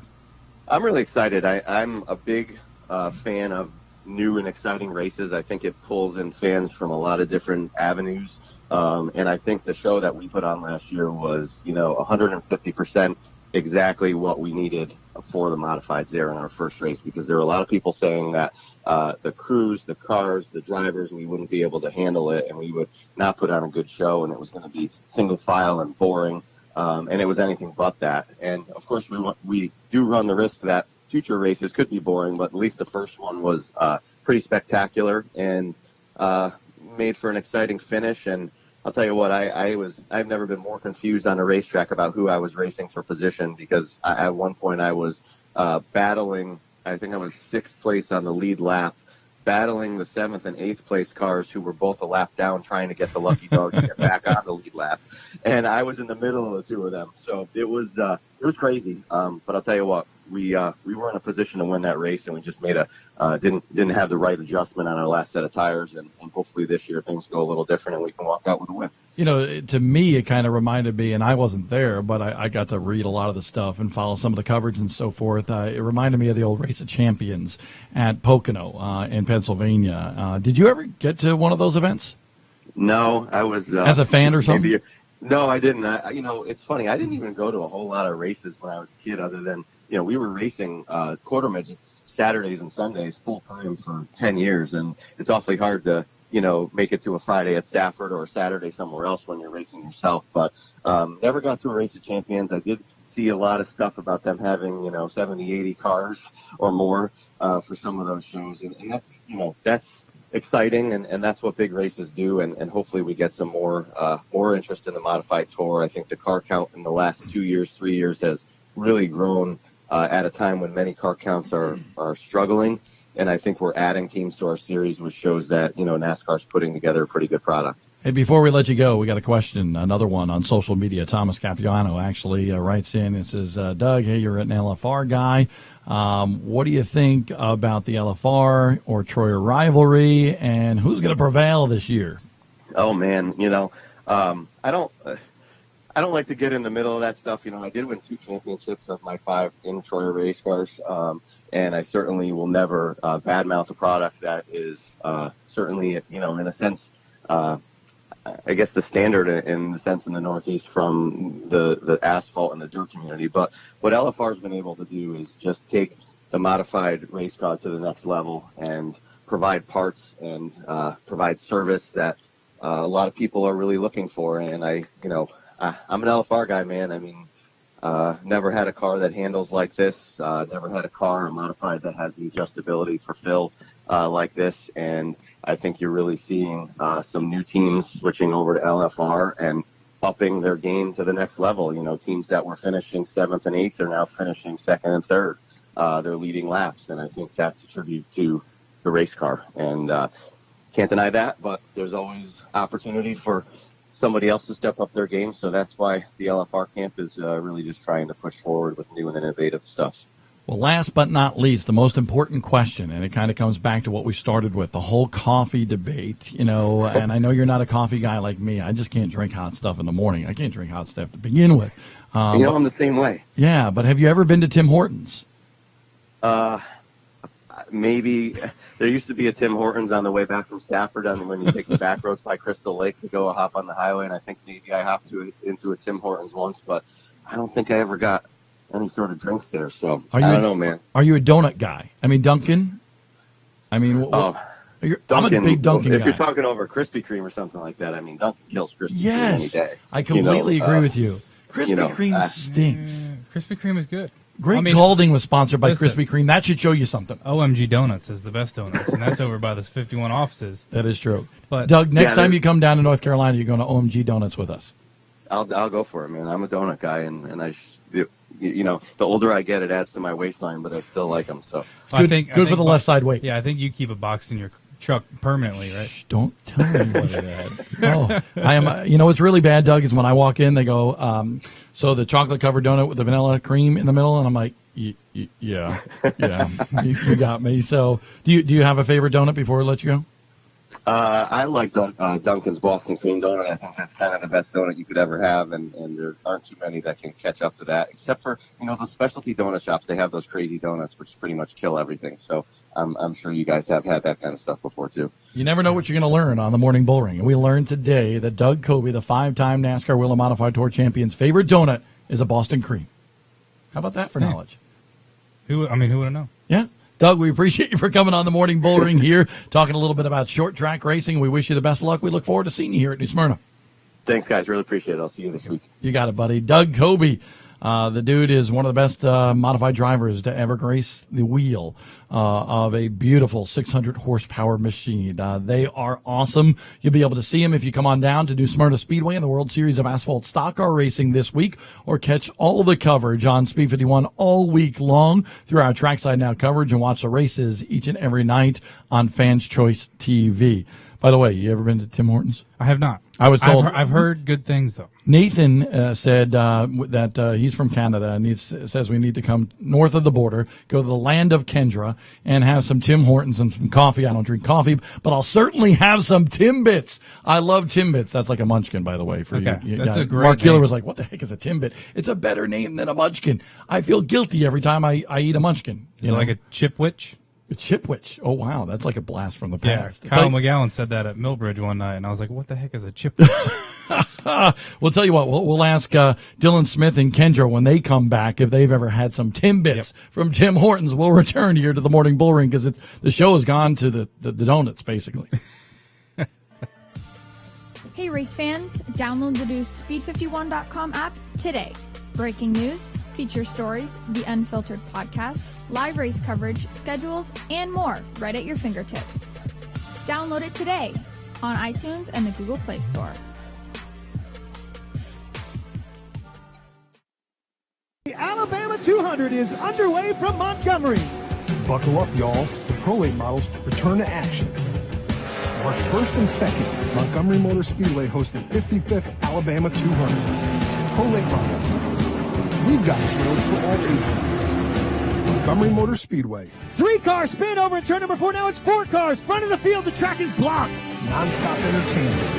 55th Alabama 200, March 1st and 2nd. Don't miss it.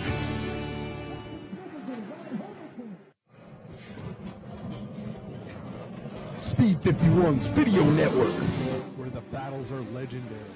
Get the full picture on short track racing. We'll take you behind the scenes. He's just a meathead. He's always the same way. Your track, your driver, your sport, your passion. Dirt, late models, modifieds, and more.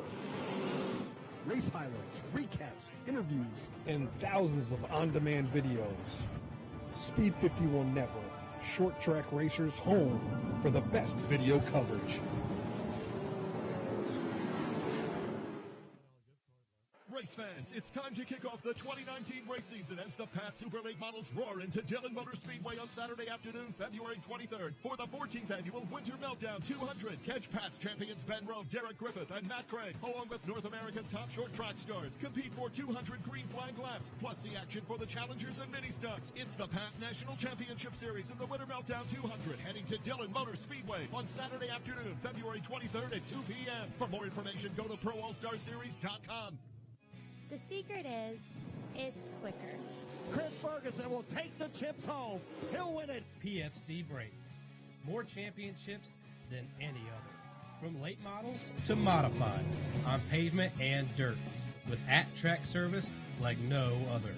Success means no compromises. A 5th win of the year for Ty Majeski. He'll take it. Lighter, stiffer, cooler, quicker. PFC Brakes. The secret is, it's quicker. Back live here at New Smyrna Speedway, the Morning Bull Ring on location for the first time ever. We've only been in history for about 2 months now, but at the same time, we're having a lot of fun this morning. 9:15 in the morning. This show will go to about 10 a.m. We started a little bit late, so who knows? It might go a little bit later than that. Maybe 10:30, maybe a little bit later than that. Who knows? Maybe I'll have Zach Evans on. But right now, you can see I have a couple of people on with me this morning. Kendra, of course, joins us, and we're going to give Dylan Smith the opportunity to be a host here. But before we do that, you know, it was a tough decision to have him as a host because of some of the outtakes from the other day with him recording some stuff. So take a look at this.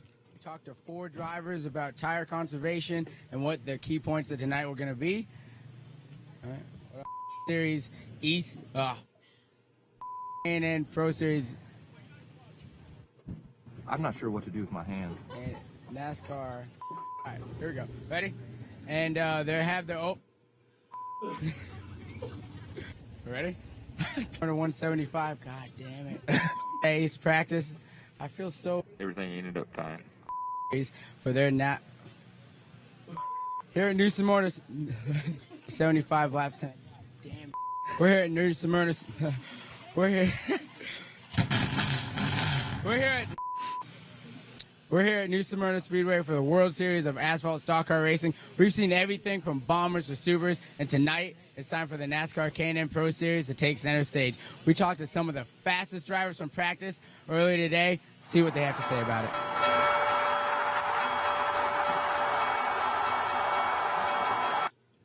Okay, I'm going to start. It was more than 5 takes. That was just the good ones, apparently. It was like... Don't tell my mom. That was a computer. Way to start. I heard that my grandma didn't cancel my insurance on this yet, so Well, everything's good. We're good. No, everything's fine. Okay. That's pretty much how I thought I would start this. You can unmute the mic yet? Yeah. Okay. What? Oh, it is unmuted. No, he muted it. No, it What? was unmuted. I was watching it the whole time. We're live. You probably need to talk. And What? we're live. No, Okay. Am I muted or not? Am I good? No, you're unmuted. All right, so we're good. Oh, there we go. God. Bob told me the wrong thing. You start with outtakes. I mean, look at this. Bob got snake bitten by the Mamba. Mamba's coming in. We're taking over. So I'm happy to be here. Thanks, Bob, for giving me the opportunity. I'm here with my friend Kendra. Kendra, what do you got for us this morning? I got a ton of news. So we're gonna start with your friend and handshake buddy Harrison at ARCA or at Daytona.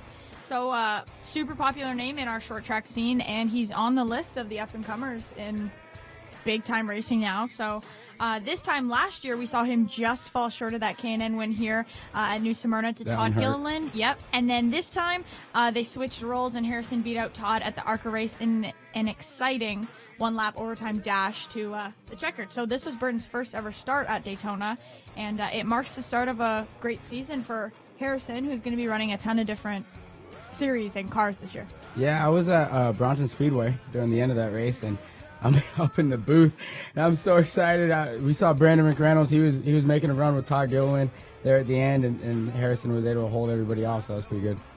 Yeah, and speaking of Bronson, Chuck Hosfeld.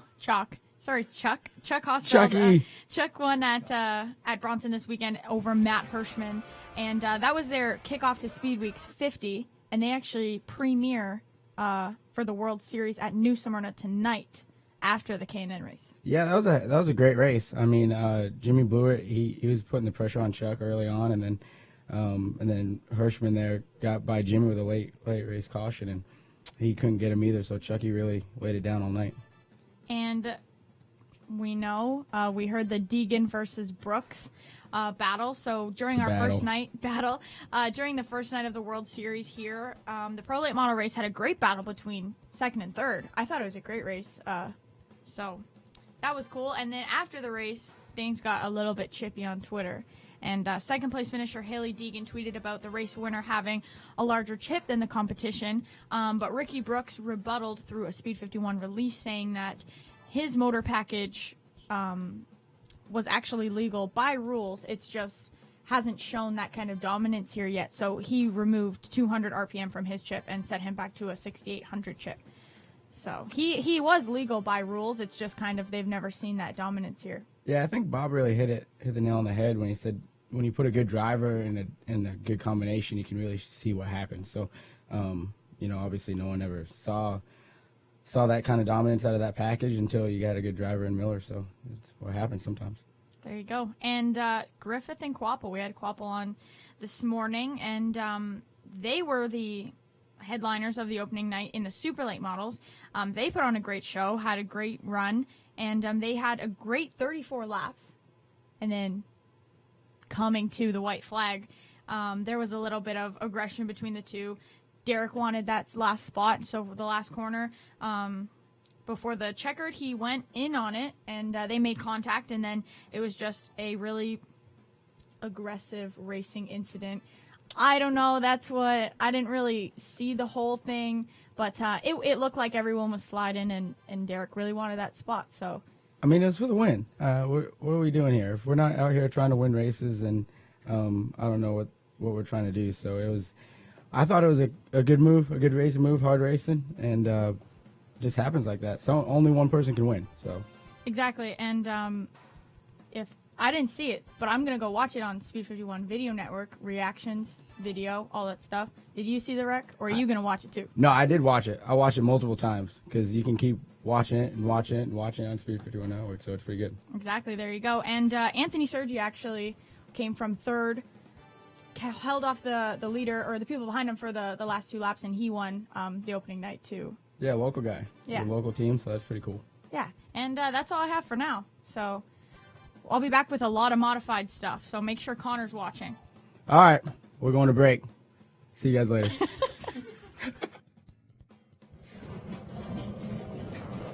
Speed 51's Video Network, where the battles are legendary. Get the full picture on short track racing. We'll take you behind the scenes. He's just a meathead. He's always the same way. Your track, your driver, your sport, your passion. Dirt, late models, modifieds, and more. Race highlights, recaps, interviews, and thousands of on-demand videos. Speed 51 Network, short track racers' home for the best video coverage.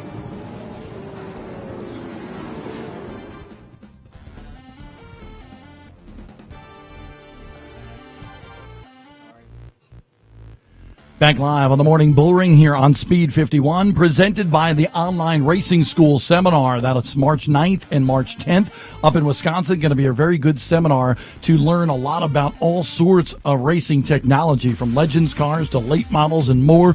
You can check out shock setups, chassis setups, and so forth. Bob Bowles, as well as Bubba Gale, will have all the information for you. Folks, I'm wearing the Dirt Life T-shirt this morning here on the Morning Bullring. We're talking about dirt racing. We're talking about pavement racing, all sorts of stuff here this morning. I'm Bob Dillner. Alongside of me is Casey LaJoy, the son of the 2-time NASCAR Busch Series champion, Randy LaJoy. So nowadays it's more modern to say, Corey LaJoy's brother. Yeah, that's true. By the way, what was it with the deal with his head on the front end of that Cup car this past week? I'll say it this way: Would anybody be talking about Go Fast Racing the 32 and Corey LaJoy if otherwise he put his face on the? No, he's a smart man. He's not smart though. People from Old Spice are smart. There you go. Indeed. But I want to talk a little bit more about some dirt racing, and on the Online Racing School Seminar hotline right now, we have the Hurricane Earl Pearson Jr. with us. Can you do that one more time? The Hurricane Earl Pearson Jr. and EPJ. Nice to talk to you. I didn't get a chance to talk to you yesterday because we rained out there in Ocala. Yeah, that was a shame. We raced pretty well there last year, and enjoyed going to that place. But maybe nothing we can do about the weather. But anyway, it's been a very good speed week for me. First and second at Brunswick, then had a really good week down in Tampa. Other than last night, 2 laps ago we had a flat tire, but that's part of racing. Nothing we can do about it. But all in all, it's been good for us. Earl is a 4-time Lucas Oil Late Model Dirt Series champion. Got the first win out of the way early. How important is that for you and the team as you try to go and build upon last year and go after this championship this year? Well, it's big for us. Of course, my owner, he's been kind of sick, and he got out of the hospital, and he's back home now. But to go to Brunswick, which is more or less my home track now, and all the fans there and friends and family, and it's just a special place to win, for sure. And so to get that behind us, and we took the points lead at one point, and we still would have had it other than the flat tire, but like I said, that's part of racing and nothing we can do about it. But with all the people that's behind us and the crew guys and everything they did over the winter, I can't say enough for them guys. Black Diamond Chassis, and when all this was taking place, Ronnie Stuckey, the co-owner, and he owns that business there. He was pretty sick and, kind of out of the picture for about 3 months. So I can't say enough for them guys to join hands and do what they did to put a good car together for me and to come out here and win a race right off the bat. We wish Ronnie Stuckey a speedy recovery. We want to see him back at the racetrack, your car owner and the owner of Black Diamond Chassis. He's just a good guy. I always enjoy talking to him. And last year, Earl, that was big for you to get with Ronnie Stuckey, to get those 5 wins on the Lucas Oil Late Model Dirt Series. Do you feel like you've hit your groove once again because you're kind of coming back and now you got all that success with Ronnie Stuckey? Well, there's no doubt. If you get in a situation where you feel good about it, get your confidence up, definitely I think you can do better. And me and Ronnie Stuckey goes way back. We've been friends for many, many years. And when I started dirt late model racing traveling, he was the guy I leaned on, pretty much the whole time. So he definitely directed me, in the right direction and put things together for me. And, to join hands with him and drive for him and Lucas Oil being a part of that. It's just a thing that has fell together and it's worked so far. And I think it'll continue to work because we got good people around us. That's one thing Carlton Lamb always taught me. If you got good people around you, you'll be successful. And that's what we got right now. And all the guys are working very hard. And, for Garrett and JC, the guys on the road, can't ask for nothing no better. You don't hear them complain too much, and they're there to race. So I enjoy being around those guys. One of the cool things is about our series, the Lucas Oil Late Model Dirt Series, and I do all the television coverage with MAV TV and Lucas Oil Racing TV, but I think it's that fact there. Ronnie, I know I talked to you a couple times, obviously some health issues, and we're hoping that he gets better in a hurry. Fortunately, he's home now, but at the same time, he was able to watch a lot of the shows. How much was he interacting with you after the show and talking to you about that, and how cool is that to be able to have your style of racing in front of the masses and for your car owner to be able to watch? Well, it's huge for us. Right now, dirt late model racing is big. The crowds are big, and, to put this stuff on TV and put it on live, that's just great for us. And, Ronnie, he was at the hospital at one point during all this. And, every night he would call me after the race or we would talk the next day and he would be like, well, your car ain't quite doing this or that. You might better try this. So, it's good for me and good for the spectators, everybody involved. But, he's on it 24/7. That's what the guy loves to do, racing. He's smart with it, and he can watch the videos and tell you a lot about your race car. So I enjoy that part. Like I say, even though he's not there at the racetrack, but he's still got a lot of good ideas for you. In looking at Speed Weeks, the Georgia-Florida Speed Weeks, we started at Golden Isle Speedway for 2 races, went down to East Bay Raceway Park for 6, was supposed to have Bubba Raceway Park in Ocala yesterday. That got rained out. But that's a lot of racing in a short period of time. Obviously, yourself, Tyler Erb in the best performance number 1, and JD Jonathan Davenport in that Lance Landers own machine look to be head and shoulders above the rest. And a lot of people talking on social media about those 3 cars are the cars to beat. Do you guys feel that way right now, or are you still concerned about a lot of others there in that dirt late model field? Well, if you look back and look how many people's running the series, yes, we feel good about our race car right now, but there's too many good guys there. Things have changed, ain't no doubt. We got a good package. I hope it continues on. But, Davenport's strong. Tyler Earth's strong right now. You never can count out Josh Richards, Bloomquist, Jimmy Owens. The list goes on and on. I'm sure them guys go to Volusia like we are, continue to work on their cars. And, no telling what happens at the next race. But like I said, we feel good about our package. I think we could travel with it anywhere we need to go. We'll just have to wait and see. But we'll continue to work on it, try to get better. Because, these guys, they don't quit. So we got to continue to try to get better, test a little bit while we can. And, with Ronnie Stuckey being involved with it, back at the shop right now, he's already trying to look up some things, see where we can get better at. So, I feel good about it. Feel good, going on through the year, with all our sponsors behind us and, the crew guys and everybody. So, yeah, feeling good about it. The Florida-Georgia Speed Weeks can be brutal on everybody, on the driver, on the crew guys. Is there any point during the week where you're like, all right, my fun meter's pegged, time to go home, or are you ready to race this thing all the way through? Well, believe it or not, I come home last night. So, we're taking a day off, at Volusia, and we'll start up probably tomorrow. But yes, there's no doubt when you kind of race like we did through Speed Weeks, you put 7, 8, 9 nights together, back to back. At one point you're like, man, it's time for a little break here. But when you got guys like we do, just love racing, that's all they want to do. They don't mind it, as long as you don't have a lot of stuff tore up. Which at East Bay sometimes it gets a little rough, but this year was pretty mild, so not a lot of damage. So it makes things a lot better through the night. So but it gets rough at times, no doubt. Hey, we got some serious stuff to talk about with you. You ready for a serious question? Oh, boy. Let's try. So there's a little debate going on our show this morning. Obviously, we're on the morning Bullring on a Monday morning, and, people get up early and get ready for the show and so forth. And a lot of people talk about where they go to get, filled up for the day. Are you more of a Dunkin' Donuts guy, or are you more of a Starbucks guy? I'm not much on Dunkin' Donuts, but I like to eat them every day.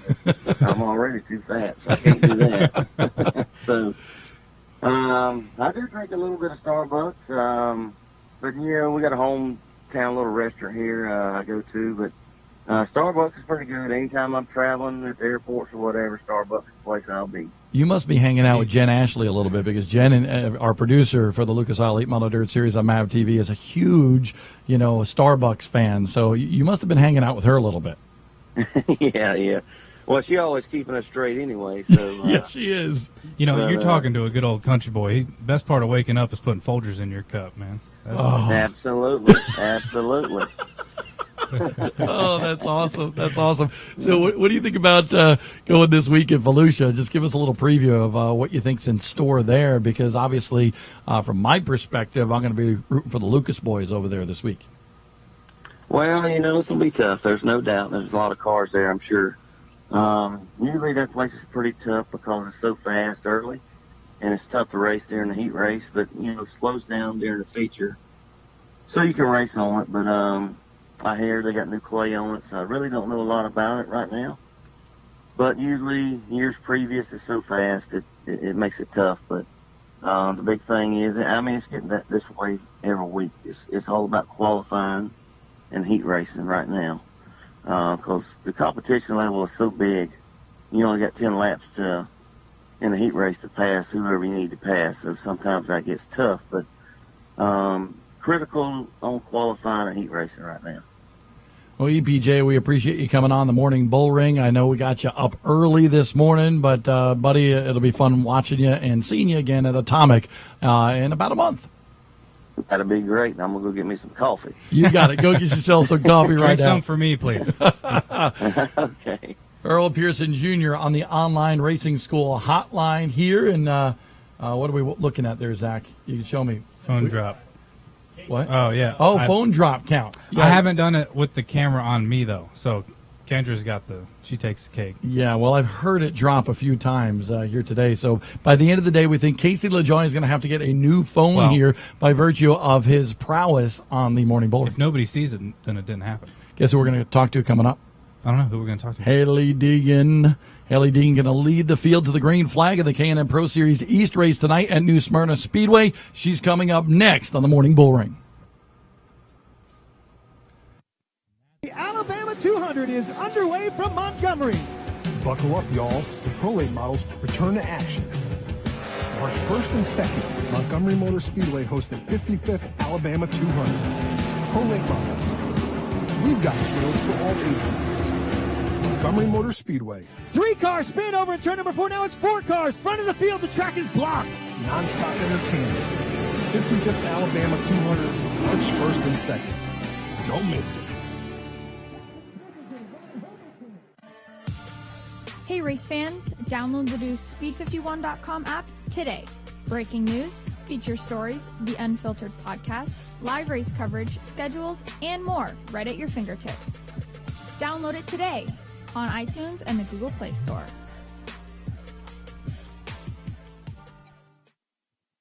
Race fans, it's time to kick off the 2019 race season as the past Super Late models roar into Dillon Motor Speedway on Saturday afternoon, February 23rd for the 14th annual Winter Meltdown 200. Catch past champions Ben Rowe, Derek Griffith, and Matt Craig, along with North America's top short track stars. Compete for 200 green flag laps, plus the action for the challengers and mini stocks. It's the past National Championship Series in the Winter Meltdown 200, heading to Dillon Motor Speedway on Saturday afternoon, February 23rd at 2 p.m. For more information, go to ProAllStarSeries.com. Back live on the morning Bullring here. I'm Bob Dillner. Alongside of me is Casey LaJoy. We thank you for listening, watching here today on a 5-Star Race Car Bodies Facebook feed and live on Speed 51 as well. The sun is rising. It's going to be a glorious day here in New Smyrna. You know what? I like doing it at home better because I get to sit down. I was standing this whole time. I'm standing on wood because he's like 10 foot tall and I'm like 5'9.5". So, yeah, I'm on some wood that's not real supportive. Yeah, you are. We actually needed to get some wood this morning, and Dylan was nice enough to go out there and scrounge up some wood here at New Smyrna Speedway so Casey can get a little bit larger in stature. Yeah, we had one stool that I was going to be taller than Bob, and he didn't like that, of course. So we're at the racetrack talking about donuts and coffee and so forth, and our next guest on the Online Racing School Seminar Hotline is doing a little workout this morning. Haley Deegan, thanks for joining us. Tell people what you're doing. We're talking about donuts. I'm running on the beach right now. Hey, there's not many times you can come down to the beach area, so I decided to go running in the morning. How far do you run every day? Because I know you're really into the workout regimen, and I just... Let me check. I mean, I have it on my phone. I haven't checked yet. Okay. I've gone 3.8 miles so far. Casey, how far did you go this morning? About from my room to your truck, and then from your truck to the booth when we got here. Look at that. Yeah. How much has that helped you, Haley? Because I have watched you, and obviously I knew you from the Lucas Oil Off-Road Racing Series, in the Pro Light division and the mod carts and so forth, and it was a lot of fun to watch you just, fine-tune your racing skill. But from back then, you just knew you as this nice little girl, and now you're this, workout girl all the time, get ready for racing. How much has that helped you? I mean, honestly, I took my racing this last year, especially during the off season, to a whole nother level, and just how serious I want to take it and how much work I'm putting into it. I think it's showing. I definitely wanted to come during this off season, and I wanted to put in as much work as possible. I'd be up in the morning, it'd still be dark, and I'd already be going to the gym and just working as hard as I can, being at the go-kart track every day, just practicing, just because I wanted to come out. I wanted to come to New Smyrna. I wanted to come in swinging. So we had Harrison Burton on a little earlier in the show, and I asked, he and Christian Eckes were working out together, and they said they lift the same amount of weight. With what you're doing, do you think you can outlift them or what? I bet you she could. Yeah. I don't know.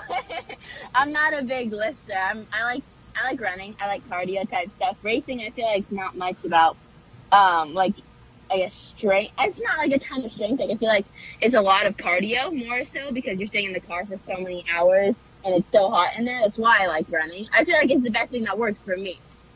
I'm right there with her, honestly. I'm into cardio and so forth. You can see by my, sculpted round stomach that, it works really well for me. Round is a shape. Yes, round is a shape indeed. Plus, I hate lifting weights. Right. There you go. Hey, let's talk about some serious business. You're running the NASCAR Can-Am Pro Series East race here today. Had a good practice session. Qualifying rained out yesterday, so they'll start based on practice speeds. Obviously, that puts you up front. Just what's your thoughts? You're on the beach right now. It's nice and calm and, just chilling out a little bit, but it's going to be a war later, I'm sure.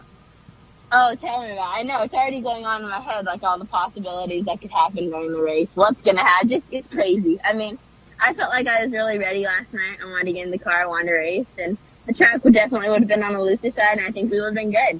But coming in today, I had a little more time to think it through, kind of mentally prepare, and I think we'll be good. It's kind of almost a complete reversal of how it happened last year. Last year, I don't even think you got to complete a lap because you had some electrical problems. Now you're starting on the pole for this year, and you've had really good runs in your Pro Late model running with the Jet Concrete team. How do you feel your speed weeks has gone, and how do you feel about the race tonight? Are you running the Pro Late model as well? I actually, so I'm going to, I think I'm going to run the Pro Late mod, depending on how the K&N race goes. But I feel like it's been really good. Last year it sucked. It honestly sucked. We did come out okay. Like I think we qualified 8th or 9th, and we were running right there during the race. I think I ran 17 laps, and then my car just shut off. It was the fuel pump that went out, and it sucked because it happened at Bristol too. And so we got the problem fixed after that, but that put me out for two of some of the biggest East races. You know, I've been watching you run some of the pavement stuff now for a little bit more than a year, and you know, at first, you know, you were logging laps. I remember talking to your dad at Irwindale, and you know, just about getting seat time, getting the reps, getting all that stuff.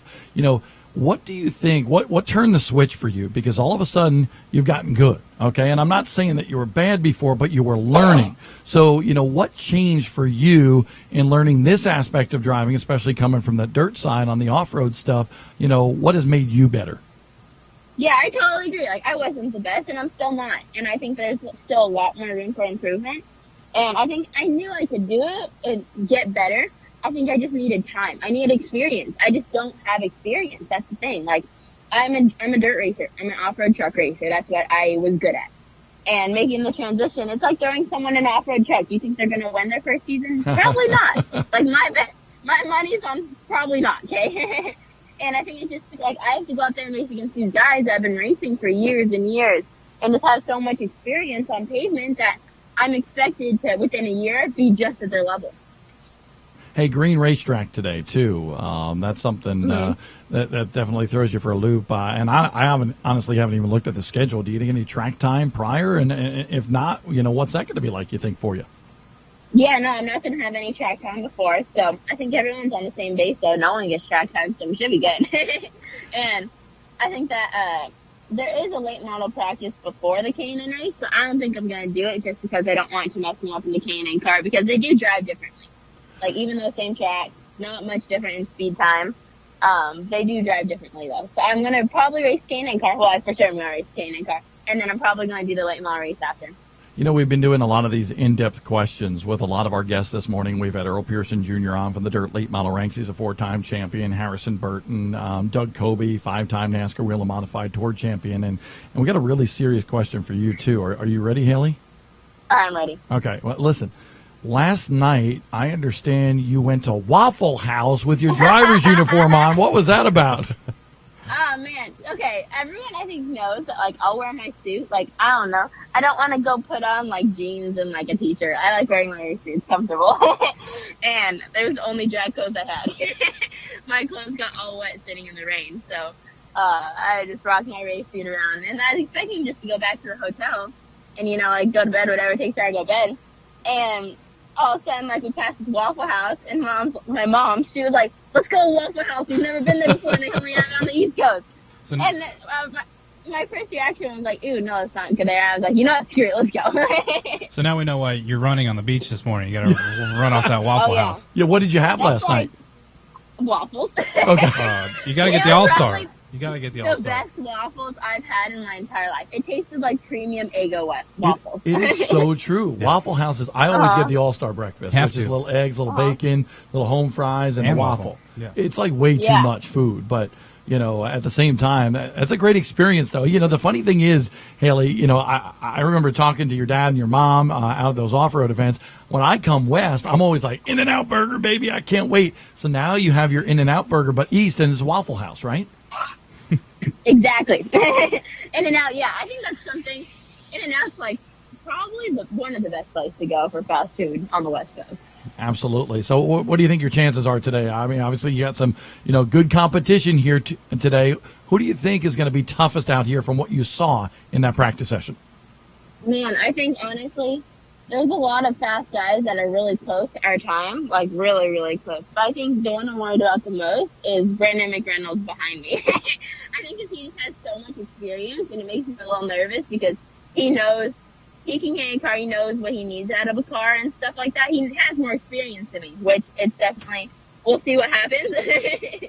So hopefully we can just keep it up front the whole race, and it'll just it probably won't be easy, but hopefully it'll just go good. Hey, and I apologize for my ignorance here in knowing what you're doing this year, because my head's been in the dirt late model front for the last 10 days before coming back over here. But are you going after that Cannon West Circuit Championship again this year? Is that the plans, and what else are you doing? Yeah, for sure. My goal this year, last year, my goal was to win a race. I knew we weren't going to win a championship just because I didn't know what I was doing the first half of the season. I had to learn. And once I figured it out about the second half of the season, then I was like, okay, next year we're going for a championship, because I don't know. I feel like we eligibly can, and the competition out there, I feel like with the competition, I feel like my biggest competitor is going to be my teammate Derek. And so if we can beat him, we should be fine. Hey, any off-road racing, any ARCA racing, any other late model racing in the mix as well? So that late model race, I was only racing late models here at New Smyrna just because I wanted to get experience in the K&N car, and I'm going to be here for 2 weeks. Other than that, not any more late model racing as far as I know. Off-road trucks, I'm going to do about 3-4 truck races just to keep me in the dirt, whatever. Awesome. Because I like doing it, and we run our own team, so it's like easy for me. And any ARCA trucks, not as of now, but we're working on some stuff. Awesome. Well, we're hopeful for sure. We want to see you do that. And Haley, you know, you're just a lot of fun to talk to. You're a great personality. You're really showing you got a lot of talent as well. You and your entire family, a lot of fun people to hang out around. So we appreciate you for taking the time this morning on the Morning Bullring. Yeah, thanks for having me. You go run now. Go run. You got more miles to go. Yeah, come more. All right. Haley Deegan with us this morning on the Morning Bullring here on Speed 51. And, I tweeted this the other day. I think she's got the personality. She's got the talent. There was some criticism at first, as soon as she hit that late model, oh man, she's not winning right away. And I think she's got such a good head on her shoulders, and that comes from her mom and dad, honestly. Yeah. And she knew she wasn't going to be great. She had to learn. And now look, she won the race last year in the K&N Pro Series West.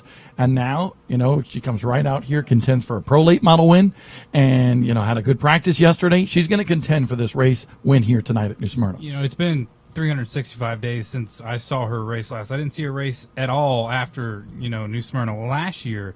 And I noticed an immediate difference when she showed up here, first one running pro late models. She was always pretty close to the top of the board, if not on top. When she got in the K&N car, right up to the top, she's sitting on the pole. You could see 1 year of progression, and that's what I think she's got. Just seeing that in 365 days, I think she's got a huge future ahead of her. And I think we're going to see her over on the ARCA side, and I would love to see her in the truck stuff. 17 years old, obviously she can't run the big tracks, but it would be awesome to see her in the trucks. And Toyota Racing has a great program, but definitely want to see her over in the ARCA stuff. We cover 12 of those races live on MAV TV each and every year, so she is somebody that would bring a lot of attention to the ARCA Menards series. Yeah. And it would be good to see her there. Their logo is about as bright as your shirt. Yes, that's true. Dirt life, baby. Hey, Haley would have agreed with me, too. She's all about dirt life. But we love everything. 100% short track racing is speed51.com. Pavement or dirt, doesn't matter. We'll be right back here on the Bullring. The Alabama 200 is underway from Montgomery. Buckle up, y'all. The Pro Late models return to action. March 1st and 2nd, Montgomery Motor Speedway hosts the 55th Alabama 200. Pro Late models. We've got wheels for all age groups. Montgomery Motor Speedway. 3-car spin over in turn number 4. Now it's 4 cars. Front of the field, the track is blocked. Non-stop entertainment. 55th Alabama 200, March 1st and 2nd. Don't miss it. Hey race fans, download the new Speed51.com app today. Breaking news, feature stories, the unfiltered podcast, live race coverage, schedules, and more right at your fingertips. Download it today on iTunes and the Google Play Store.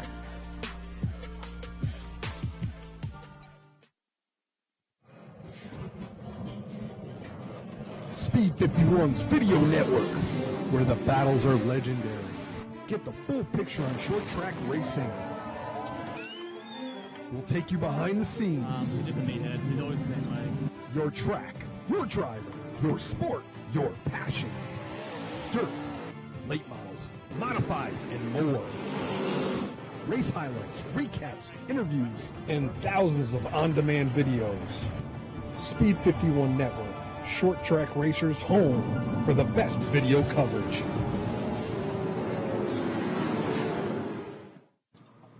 Well, welcome back to the Morning Bullring here at New Smyrna Speedway.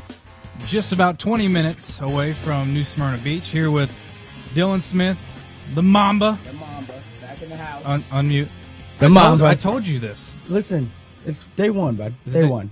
Baby steps. No, we're like day 4. I haven't used any of this equipment. That's true. I got to give you a break there. But, Mamba. Yeah, man. Last time you were on, don't drop that computer. Last time you were on here, computers were dropping. My phone has dropped. What am I at? 3? I can't see your hands all jacked up. So that might have been a 4. We need to get Mark's hand on camera before the show's all over. Every time something's dropped, though, it's been on that side. So I think we're all right. I know. I think it's because I got this whole thing in front of me. I don't know if you got. Yeah, you can. I got this whole panel and everything going on. It's too much. It's too much. It is what it is, man. Mama, first Speed Weeks with Speed51.com. Yes, sir. How's it been? And it's fun. It's fun being here with you guys, watching short track racing, getting in a lot of action, learning a lot. We got the K&N Pro Series trailers. They're behind us. Behind us, yeah. They brought them back out. I don't know if they're going to load them back up and take them outside until later on tonight or what, but that's above our pay grade. I tell you what, the sun is right here, and it's hot, and I can feel it. I probably need to take my jacket off. Oh, no, just leave the clothes on. I'm not going to do it on camera. That might be a little weird. But we both had to take some trips so far. You had to go to Bronson. Went to Bronson. It was with Connor. Yep, with Connor, that over in Gainesville. That's way out there, out in the sticks, swampland. Is that like Georgia? Yeah, it's like Georgia. Yeah, okay. Yeah, it's swampland. It's like swampland. I had to go to Lakeland, but I got to go by myself.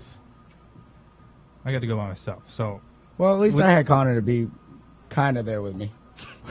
Well, speaking of kind of there with us, on the line is a man who's going to be racing a lot here at the World Series of Asphalt Stock Car Racing, Derek Kraus. Derek, how you doing this morning? Good. How about you guys? We're good. We're breaking in Mamba's rookie stripes here on the show. Yeah. What's up, Derek? It's good to hear from you, Ben. Yeah, good to hear from you too. We're getting ready to roll off. Well, not like here in the next few minutes, but rolling off in the K&N Pro Series. I don't even know where you start because I was like driving back from Lakeland all day. Where you start today or tonight in the K&N Pro Series East race? I start pretty deep tonight. I start, I think, 14th or 16th. We didn't get to do a mock run at the end of practice. We kind of struggling all weekend, so I'm in for a long 175 laps. Sounds good, man. Sounds good. Well, also, you're running the Super tonight, too. Is that correct? Yeah. Yep, both of them. So double duty tonight. Do you think that'll help you out, get you a little edge on the competition, or what? Yeah, I think it definitely doesn't hurt if you're on both cars. I mean, the more track time, the more seat time that you can get on one track is definitely better. Well, you're going to be starting about, somewhat deep in the field tonight. How are you going to attack that, and how you feel about your race car? Yeah, I'm really deep in the field, so we're going to have to just try to save as much tire. I feel like we're going to have to save a lot of tire. So I'm going to try to, go to the front a little bit, try to get in the top 7, top 8, just ride. I mean, it's long, 175 laps on one set of tires, so you're asking a lot out of one set of tires. So I'm really looking forward to it, and save tires and be there at the end. I want to know, we were sitting there all night getting rained on. Mamba was throwing some football. What were you doing? Sitting there getting rained on. Are you just watching the Air Titans and looking on Instagram, or what do you do in a rain delay? I walk around, talk to people, go up to the channel, sit there for a little while. I don't know, there's not much you can do at the rain delay at a racetrack. Listen, Derek's a cheesehead, so he's got a little Aaron Rodgers in him. I saw him throwing the football out there. He's letting that thing sling out there for a little while.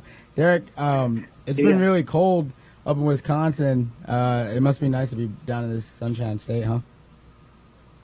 Yeah, sunshine today and Friday it was. Wasn't too good the past 2 days, but it's definitely nice to come down here and race. Now, What? how cold was it in Wisconsin. I Too was cold, talking. I'm I was sure. talking to some other guys. Sam Mayer, he said it was like negative 56 or something like that. Yeah, the windshield was negative 50 something. So that was. Luckily, I wasn't home. I was in California, but that's still pretty cold. So would you rather sit in the rain at a racetrack in like 45-degree weather, or would you rather sit at home in the heat, but when it's like negative 50? Weighing out the options. The racetrack. Okay. That was a good answer. Moving over to the super late model side, how are you feeling about that? You had third place on the first night after the whole Quapple Griffith debacle that we had talked about earlier. Honestly, it didn't have a great car, but just kind of got a podium spot. What did you need to make that car better? Yeah, it was definitely. You just need more grip. I felt like those 35 lappers, you got to drag the wheels off the thing just to finish the top 5, and I think that's the fun part about it. So you gotta have a good car from right away to the end of the race. So we struggled with it. We got really free about lap 15 on. So we got to try to fix that, and I feel like we'll be better tonight and the rest of the week. A lot of talk is year after year. I think greasy is the word that gets used by a lot of teams. That just at night this track gets greasy. Is it something that's hard to predict on what your car is going to do, just because the track changes so much with the humidity? Yeah, that's a good word to put it as greasy, but it's definitely the track definitely does change from day to night. Most tracks, it's weird. Most tracks pick up grip and pick up speed, but I feel like this one it gets greasy and just slimy, and no matter what happens, you're going to be free at the end of the race, and you just got to drive it. Now, Derek, moving forward into 2019, this is your third season with McAnally Racing. Is that correct? Yes.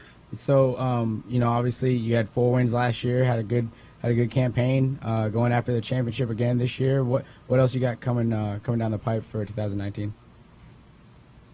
Yeah, just K&N stuff, and then maybe a few truck races at all shorter tracks until I'm 18. So we got a lot of stuff to look forward to this year, and I'm really looking forward to it. Well, Bob's been asking the cookie question this morning about, he'll find some random out of the bag question. This morning it's either been talking about cookie and donuts, or not cookie, but coffee and donuts. Coffee and donuts. Tim Horton. Dunkin' Donuts. And then he went on talking about working out. I don't like to work out. I like coffee and Shocker. donuts. Hey, listen. Yeah. That was not nice. Are you a big coffee drinker? I mean, you're young, so you probably don't need coffee. No, well, no, I'm not more. I don't really like coffee. I'd rather have like a cappuccino or something. Oh man, that's a little too fancy. He's been out in California That's a little on too the West fancy. Coast there too much. Getting that Voss water too. Drinking that Voss water. Yeah. I mean, donut places. What's your favorite? I mean, Dunkin' Donuts, Krispy Kreme, Tim Hortons. What do you got? So my dad, we own a grocery store back home. Oh, So of course I got to I say did not their know. donuts. Their donuts are pretty stout. so he's picking the Kraus that's where donuts. I go. Yep. Stop there every morning before school. Yeah. And Why didn't you grab bring a us donut. any donuts?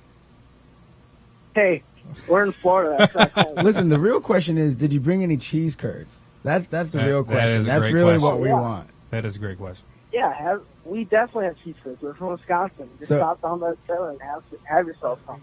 So you gotta bring some to Yeah. the booth. Right, yeah. If I don't, Squeaky next time I ones, see you, too. you better bring some. Yeah, they squeak on your teeth. They're that clean. They're so clean they squeak on your teeth. That's a slogan. Oh Yep. my goodness. Well, Derek, good luck tonight. Thanks for coming on the Morning Bullring. Yeah, thank you guys for having me.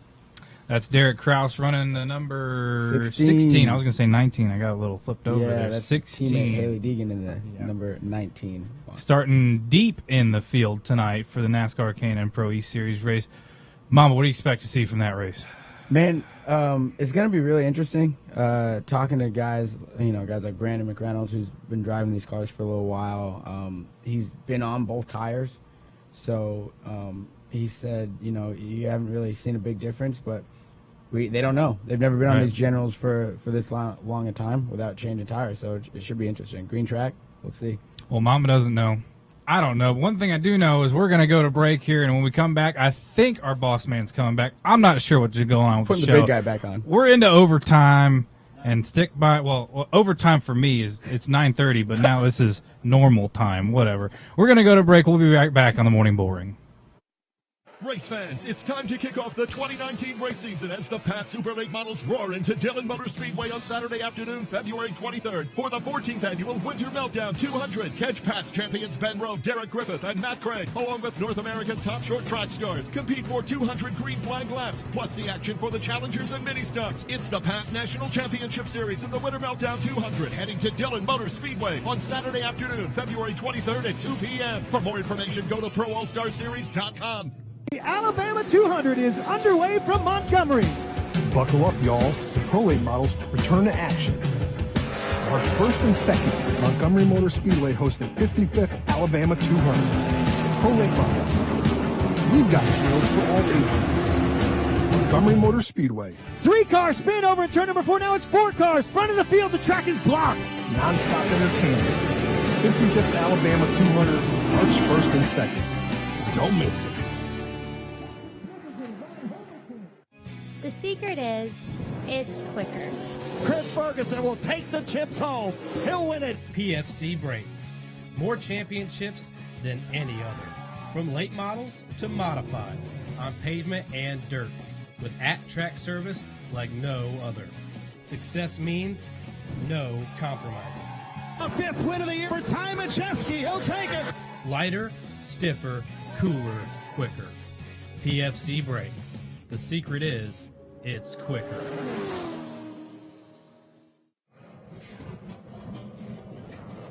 Speed 51's Video Network, where the battles are legendary.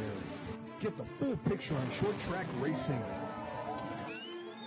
We'll take you behind the scenes. He's just a meathead. He's always the same way. Your track, your driver, your sport, your passion. Dirt, late models, modifieds, and more. Race highlights, recaps, interviews, and thousands of on-demand videos. Speed 51 Network, short track racers' home for the best video coverage.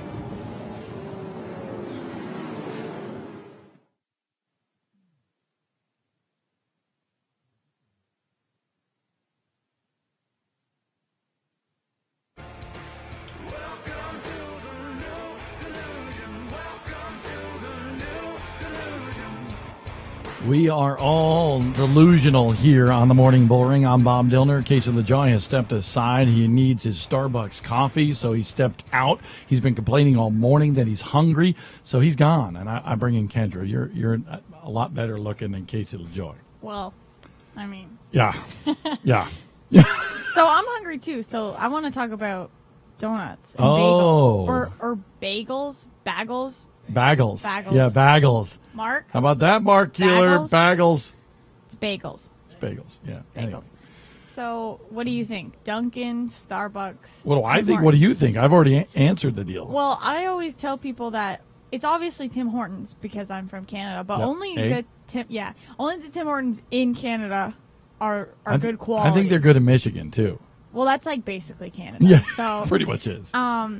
Their bagels are so much better than Dunkin' Donuts, and that's just a fact. And I don't really drink coffee, so I can't say that, but they just have better bagels, which is your breakfast staple. Like, how are you not gonna? You don't know anything about a stinking bagel until you go to New York. Okay, well. Okay. I gotta give them that. I don't like New York. Yeah. New York bagels are the best. Okay, Well, they're crunchy on the outside and soft on the inside. I've had a New York bagel once on my way to New Hampshire. I went through New York, picked up my friend, and we got bagels. Although when we bring the cinnamon bagel in from Panera, Mark has like 5 of them. What about the donuts from dude, he eats like, he eats this maple bacon donut, and like, he eats like 3 of them every time we bring him in. So I believe it. He's going to be like 280 pounds if he keeps on doing that. So, How's he going to set You know all what I this like doing equipment this? up? I like doing this because Mark can't talk today. Me too. So, he's over there. He's like, he's mad he can't talk. He doesn't have the power today. He's going to But we mute love our him mics. anyway. He's We love gonna him. mute Yeah, our he mics. probably will pretty soon. Anyway, we're getting a lot of cool comments on social media. Ann Young from Bronson Speedway. She actually had that big event on Saturday with the Mighty Modifieds over there. Come on, say it for Connor. Mighty Modified. There you go. And obviously she's watching tonight, and she says, thank you so much for the great coverage from Speed 51. We appreciate that you had us over there, Ann, and hopefully, we'll talk more next year. Maybe we can even do more coverage over there. So we'll chat about that. Connor Sullivan, by the way, chimed in and said that outtakes list from Dylan Smith was nothing. You should have seen Kendra back on Thursday night. I lost count at 12. Well, he was getting flustered because I was saying asphalt, not asphalt. And he was getting really, he was not happy. Did he do a... That's exactly what he did. And a couple of times I'm like, Connor, just put the camera down. Let me practice a second. You're rushing me and you're making it worse. And he was like, okay. And I was like, okay. And then we ended up getting it, so... All right. Do you have anything useful to say here? Wow, okay. I do. I was actually going to talk about... News! All of the... There we go. Thank you. All the tour type modifieds down here, which are always a crowd hit, especially from people from the Northeast, just like Bob. So we were expecting very big fields this year at the World Series, which we have. Last year we had 34 modifieds, and this year we topped the numbers, and we know it's only going to get bigger as the week goes on. Who'd you pick for the modified championship down here on our little thing that we have going on? Who did I pick? I picked somebody. I can't remember who. I couldn't even remember who I picked for supers. Who'd you pick? I picked Big Money Matt Hirschman, mostly because the Hirschmans and I have been friends for a long, long, long time off of Mud Lane in Pennsylvania. I actually picked Matt Hirschman, too, after I saw, two other people that I kind of trust picked Matt Hirschman above me in the list. So you cheated. So I cheated a little bit. I knew Connor picked Patrick Emmerling, so we're walking down in the pits. I'm like, I think I'm going to pick Patrick. He's like, you can't pick him. I already picked him. Just to, get under his skin a little. I like the fact, by the way, Chuck Osfeld won that race at Bronson this past Saturday night. Chucky with a red race car. What's that about? We're going to have to find out the story there, and you'll be able to see that on the Speed 51 Video Network. Become a premium subscriber today. See race highlights from all over America. See more than 80 races live on the Speed 51 Video Network this year. Features, music videos, you name it. Tom Ryan, his staff, working very hard and diligently on all of that stuff. You guys have been kicking you-know-what down here, delivering all the good information and interviews really only from down here at New Smyrna. It's a NASCAR track. It's the bottom line. Exclusive content on Speed 51. Become a premium member today. So... back again with the modifieds. This is modified heavy in this segment. Hey, I love it. Doug Coby, 5-time NASCAR Whelen Modified champion, is looking to add to his legacy this week. Matt Hirschman and Jimmy Blewett are both looking to tie Ryan Preece with a third win at the Richie Evans Memorial 100. By the grace of God and 600 horsepower, we go live with modified racing today. Check out all the Trackside Now coverage on speed51.com, and of course the race can be seen live on Fans Choice TV. And in case you didn't know, 61 different drivers have won a Tour Type Modified race during the World Series. So you think we're going to add to that stat this week? Yes. Who do you think it's going to be? I got to look at the entry list. I haven't looked, honestly. Well, I've been living the dirt life, as you can tell. Yeah, you're right. Yeah, so I'll take a look. Ripkema won a couple of years ago, and Tyler, a good kid from the Race of Champions Asphalt Modified Series, and then we saw Bertuccio win. So I think you could see a new winner here. I'll reserve comment, and I'll make that comment on social media on my Twitter account later on. Sounds good. So Ryan Preece, always a huge name in modifieds and just a popular guy in general. He is going to be back this year in that iconic white and silver orange number 6. Who was that? Who was that iconic for? Do you know? You're a newbie in the modified deal. Yeah, come on. I did my research on this. Don't put me on the spot like this. Maynard Troyer, baby. There you go. And he is we're expecting nothing less of him. I think he's going to be here 3 nights because he's got to focus on his big NASCAR stuff now. Ugh. Come on. But and then over in the Dirt Life, we're going to end on Dirt Life. Even after a rainout the final night at Volusia, Darren Pittman was handed his 3rd Dirt Car National Championship, and he won 2 races this week.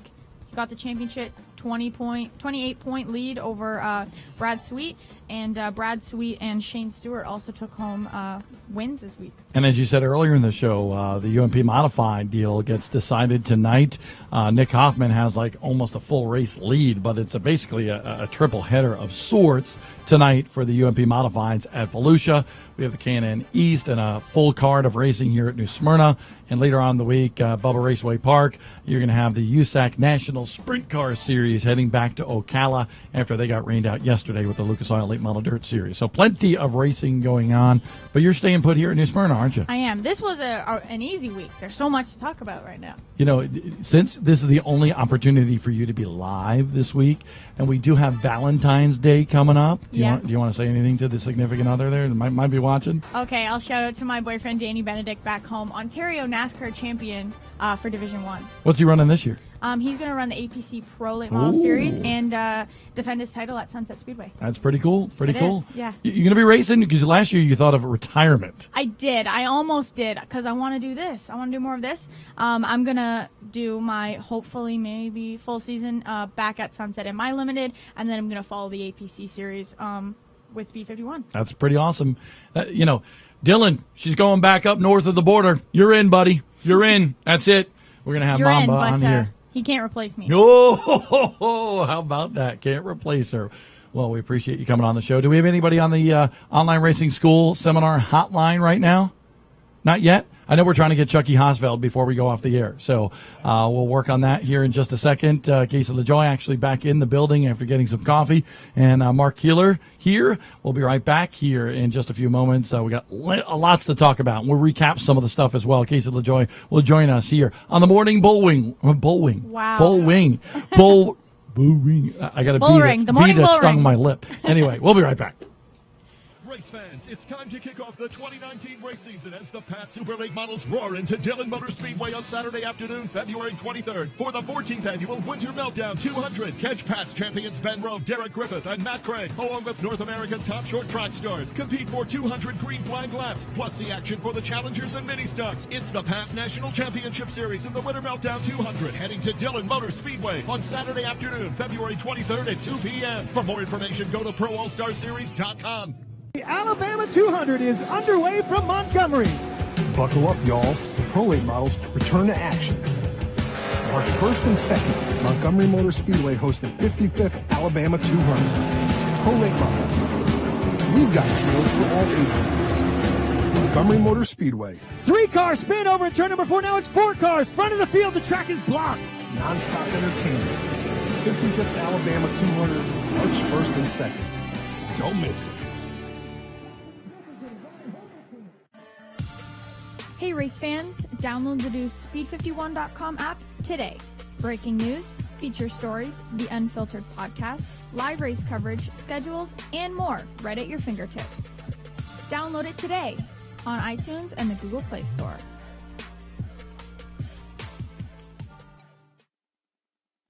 The secret is, it's quicker. Chris Ferguson will take the chips home. He'll win it. PFC Brakes. More championships than any other. From late models to modifieds, on pavement and dirt, with at-track service like no other. Success means no compromises. A 5th win of the year for Ty Macheski. He'll take it. Lighter, stiffer, cooler, quicker. PFC Brakes. The secret is, it's quicker.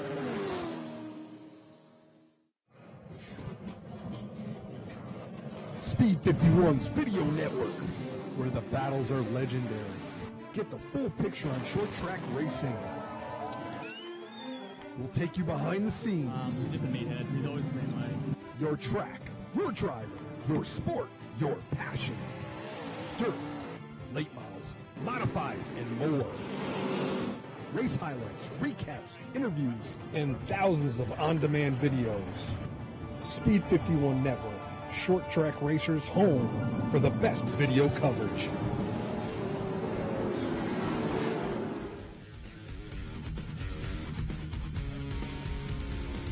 $10:15 in the morning here on the Morning Bullring on Speed51.com. If you like this show, share it on Facebook. and you can have a chance to win 2 tickets to the Full Throttle Weekend at New Hampshire Motor Speedway. That's in September for the NASCAR Wheel and Modified Tour. A lot of action going on the Magic Mile this year up in Loudon, New Hampshire. They always provide some great racing action. Of course, they still have one NASCAR Cup Series date as well. It's a shame that they don't have 2, but it's nice to see the Mighty Modifieds in the spotlight in September at that racetrack. So we're giving out 2 tickets to Paradise? 2 tickets to Paradise. Yeah, I don't sing. Absolutely not. But all you have to do is share this Facebook feed, and we want to see your comments, too. And we appreciate the good show and that sort of thing. We need you to help us spread the news about this morning Bullring. It'll be on every Monday. It's free. That's not going to change. It's an opportunity to discuss short track racing, some of the biggest topics, some of the biggest stars in America. And think about it. Over the last few weeks, I mean, today we had Haley Deegan. We had Harrison Burton. We had Doug Coby.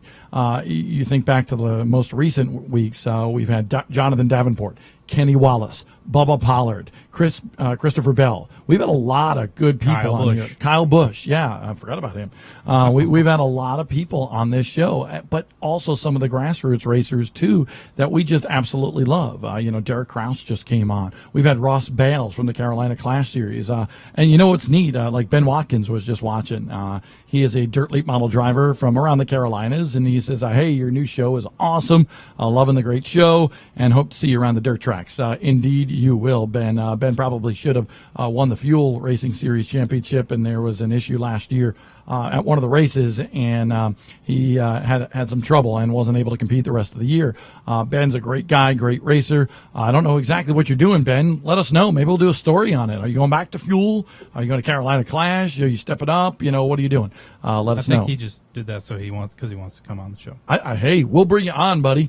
We'll bring you on. You let us know. And if you want to be on the show, let us know, because we will certainly bring you on the Morning Bullring. Remember, I want to remind everybody, Speed 51 Video Network for premium subscribers only. You can see all sorts of highlights, features, interviews, music videos, and more. Check it out. Today's show here on the Morning Bullring, presented by the Online Racing School Seminar. That's March 9th and 10th in Wisconsin. Go to onlineracing.school.com and click on that seminar tab and register today, because you will hear Bob Bowles as well as Bubba Gale discuss all sorts of stuff with short track racing cars, from shock technology to chassis setup and a whole lot more, from Legends cars right up through late models. OnlineRacingSchool.com. You can learn a lot by going there and registering for that seminar.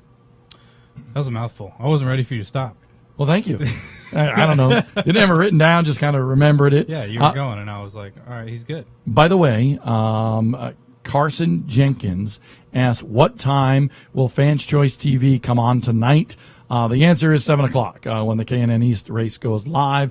You will also see all the coverage today at New Smyrna Speedway, or tonight right after that, of Super Late Models, Tour Type Modifieds, Pro Late Models, and a whole heck of a lot more. By the way, Kendra, just to let you know, you didn't send your pick for the Modifieds. So you didn't send your pick. We have a little contest here for the staff at speed51.com. So Brandon informing us that Kendra did not send in her pick. So right now we're going to go to the Online Racing School Seminar Hotline. The aforementioned Connor Sullivan, Con Dog. A lot of discussion there today about old Con Dog. Why didn't you get up early and come to the track with us, buddy? Hey, I did say last night that I was on the schedule, but I also said that if you want me to come, I'm there. But, we always want us some Con Dog. Hey, I didn't want to press you too much last night, though. I really did want to come on the show. I didn't want to press you too much because I know you got in skunked with rainouts twice in one night, so I wanted to go easy on you. So what do you think about the mods? How pumped up are you, and what are we going to see this week here at New Smyrna Speedway?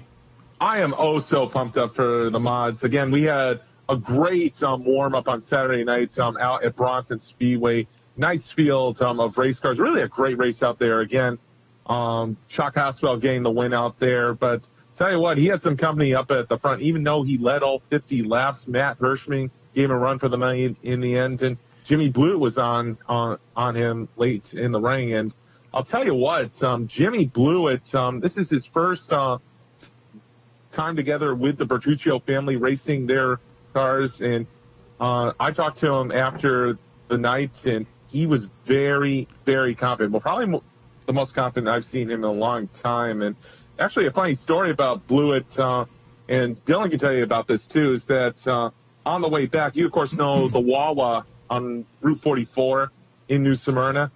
We were coming in to get. Was there last night? Yep, we came in to get some late dinner, and guess who was already in the Wawa? Showtime. Jimmy Blewett. Yep, Showtime, Jimmy Blewett, and I got to give him another shout out to this. He actually treated us to some late dinner, so thank you very much, Showtime. Connor, what are you expecting tonight? The Mighty Modifieds in New Smyrna for the first night. What are you expecting, and call it? Who's going to win? Man, it's hard to say. Again, there's so many great drivers going. But, again, I've got my championship pick is Patrick Emmerling. But I think Matt Hirschman is going to get win number one tonight. He had a lot of momentum on Saturday. He's going to be eager to get one spot better here tonight after running second at Bronson. Will Doug Kobe win during Speed Weeks, Condog? Yes, I think he will. I like he's like our magic 8-ball for modifieds. He had a lot of speeds in the Thursday practice. He was right up there. I don't know which race he's necessarily going to win. Of course, that's the cool thing about the modifieds is that you got the 50 lapper tonight, you got the 235 lappers, and then you have the John Blewett the Third Memorial 76, and of course the Richie Evans 100s. But I get the feeling if Kobe's going to win, I think it might come in one of those bigger races where, of course, he has the more experience racing on the NASCAR Wheel and Modified Tour. So, Condog, a real serious question here. We've had so many serious questions today on the Morning Bullring, and of course, we like to have a lot of fun. We're raw. This is not supposed to be a clean and just super professional, slick show. This is short track discussion, a talk show, raw in format, and we will continue to bring it to you free on Monday mornings here on speed51.com. But earlier today, there's a lot of people doing a lot of different things. Haley Deegan was out there and she was talking to us from the beach. She was running out there, really working out, getting primed and ready. What are you doing to get primed and ready for all of what you have to do today at New Smyrna Speedway? Are you out there on the beach running? Have you lifted weights like Harrison Burton? What are you doing? I'm just sitting in the house relaxing. Had my Raisin Bran crunch and this morning, and I'm just going over all the entries, what's been happening the last couple of nights, and tell you what, it's definitely going to be very interesting going into New Smyrna tonight, not just with the Mighty Modifieds, but really with all the divisions, especially the super late models after we saw on Friday. Okay, you ready for a little trivia? All right. Okay. How many NASCAR Wheel and Modified Tour events has Doug Kobe won? Let's see. I believe it's 20. 24, buddy. He's close. 24. Ooh. He's close. So I knew it was in the 20s, though. I did have a feeling it was a little bit more, but I wanted to go with a nice even number, though. Oh man, you disappoint me, Connor. I'm expecting you to know everything that there is to know about modified racing. I'll tell you what. Let's go to another one. I'll give you another chance here, okay? And then Casey's going to come up with one too. How many times has Matt Hirschman won here at the World Series of Asphalt Stock Car Racing at New Smyrna? 1. Wrong. 4. You're 0 for 2, buddy. 0 for 2. Of course, I know he won the Richie Evans there last year, but I think there was a big gap in time, now that I think about it, where he had been to Speed Weeks. Well, Connor, I don't have a quiz question, but I do want to know who is going to be our dark horse tonight in the Mighty Modifieds. Who's going to be somebody that's going to surprise us? Definitely a couple of good guys to pick between. I think Andy Jankowiak is definitely one. Of course, he's a guy that's making his first appearance at Speed Weeks, of course, playing wins on the ROC series. I think they're going to be primed and ready to go, but I think a good dark horse for later in the week in both the JV3 and the Richie Evans will be Dave Sapienza. He just came off a big confidence booster of a win in the Turkey Derby last November, and I think he's got a lot of confidence coming into this one, even though he's only run New Smyrna once before, but I think he's got something to show out there. So you're 0 for 2 on trivia. I'm going to give you one more here, and this is a really difficult one. How many times has Rajon Rondo hit the winning bucket to beat the Celtics in the last week? Hang on. I thought we were on the same side for basketball. Come on. I did, but I wanted to hear your reaction. So how many times? You're going to get one right. Okay, there you go. The LA Lakers beat the Celtics the other night. It stunk, but at the same time, whatever, it's just one game, Connor. It's just one game. I heard you stomped out of the room. He had a temper tantrum, and it was not good. Mama did the impersonation of you last night when I got to the house. It was spot on. So, Connor Sullivan, we appreciate you for joining us here today on the Online Racing School hotline. And, by the way, Tom Ryan just texted me, and he said, don't worry, Connor needed his rest and his leisure this morning, because he is going to be working you today with the modifieds for the Speed 51 Video Network. Oh, I certainly don't doubt it. In the meantime, I'm going to go brush up on my modified trivia. There you go. Maybe you're better off to do that a little bit, and we'll test you a little bit later, Connor. Sounds good. I'll see you guys later. You got it. Con Dog back at the beach, but not on the beach like Haley Deegan was working out. He's just having some Raisin Bran. At least he's eating sort of healthy there, right? I could eat some Raisin Bran. I could eat something right now banana. for sure. That was it. You had a banana. I didn't have. Oh, actually, no, I did. I have Entenmann donut. No wonder why you've been talking about donuts all morning. There you go. Absolutely. OMG Donuts, best donut in the world, Concord, North Carolina. Anyway, just to recap a couple of things that we talked about here today. Obviously, last night, NASCAR K&N Pro Series East Race at New Smyrna Speedway was rained out here, just about 25 minutes south of Daytona International Speedway. So if you're in the area, no action going on the big track today, come on out to New Smyrna Speedway. Or go over to Volusia Speedway in Barberton for the dirt track. The UMP Modifieds and the UMP Late Models in action tonight at that racetrack. Will be in action here at New Smyrna Speedway all week long with Tour Type Modifieds, Super Late Models, Pro Late Models, and a whole bunch more. You got the Sportsman class coming in again. You got the Pro Trucks at the end of the week. Florida Modifieds will be racing. Yes, the upper part of the Midwest. The Michigan boys will be excited because Travis Eddy is here, and Travis Eddy is always a threat for the victory anytime he competes. The son of the polar bear, Mike Eddy, my favorite driver, I think, of all time in a fendered race car. I thought that was Steve Buttrick. He's street stock driver for Steve Buttrick, but nobody can compare to the polar bear. Well, I mean, I will say that if you're going to come out to New Smyrna, tonight's the night to do it, because you literally get everything in one night. You get K&N cars, modified, super late models, pro late models, sportsman, everything. Yeah. It's going to be a lot of fun. And, of course, a lot of drama here over the course of the last couple of days. Of course, 2 rainouts. But on the opening night, you had the drama. The pro late model, Haley Deegan making the claim that she thought that, the winner, Jeremy Miller, had a little bit more horsepower-wise because of a different chip that he had, because of the rules from the Big 8 series that was legal. But after looking at the situation, competition director Ricky Brooks, after that, has actually taken 200 horsepower away from the combination that Jeremy 200 Miller. RPM. Sorry, 200 RPM. I apologize. That'd be a lot of. Yeah, that would be a lot. So 200 RPM away from Jeremy Miller. So we'll be able to see a little bit more accurately if that makes a difference the next time they hit the racetrack, which is scheduled to be tonight. And of course, Carson Kvapil, Derek Griffith from New England getting into it on the final lap. A lot of talk about whether Carson came down, whether Derek, just went in there too hard. All I can say is that there was no intent, but a mistake was still made by Derek Griffith. I don't know if I would have parked him. I think I would have just sent him to the rear in that incident. And I know there was a big conversation here between a few of the people that make the decisions in terms of what to do after that incident. Again, I would have put him to the rear of the field. I certainly wouldn't have parked him in that because of the lack of intent that there was. And what I mean by that is he didn't go in there with the front bumper or the side and just try to clean them out. No. He got loose going into the corner, spun out. It was his mistake, but at the same time, there was no intent whatsoever. Yeah, it was racing. It was short track racing. And I've noticed over just the past few years I've been coming here, you see that a lot with super late models. They overcharge the corner. It's the rear end that comes around first, and they usually chase it up into the guy.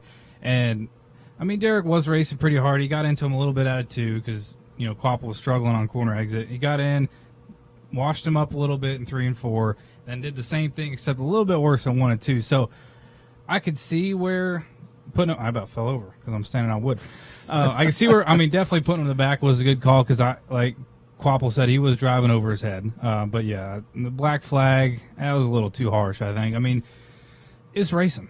Let him race. It wasn't just a black flag, like going It to the was back. It was park like, him. park your butt right now, So Let him race. They definitely set a precedent. Will that precedent continue throughout the week? It has to now, right?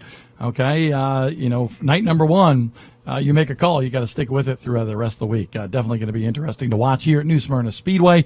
Folks, believe it or not, because we were scheduled to be, despite what you thought earlier, we were scheduled to be on until 10:30 today.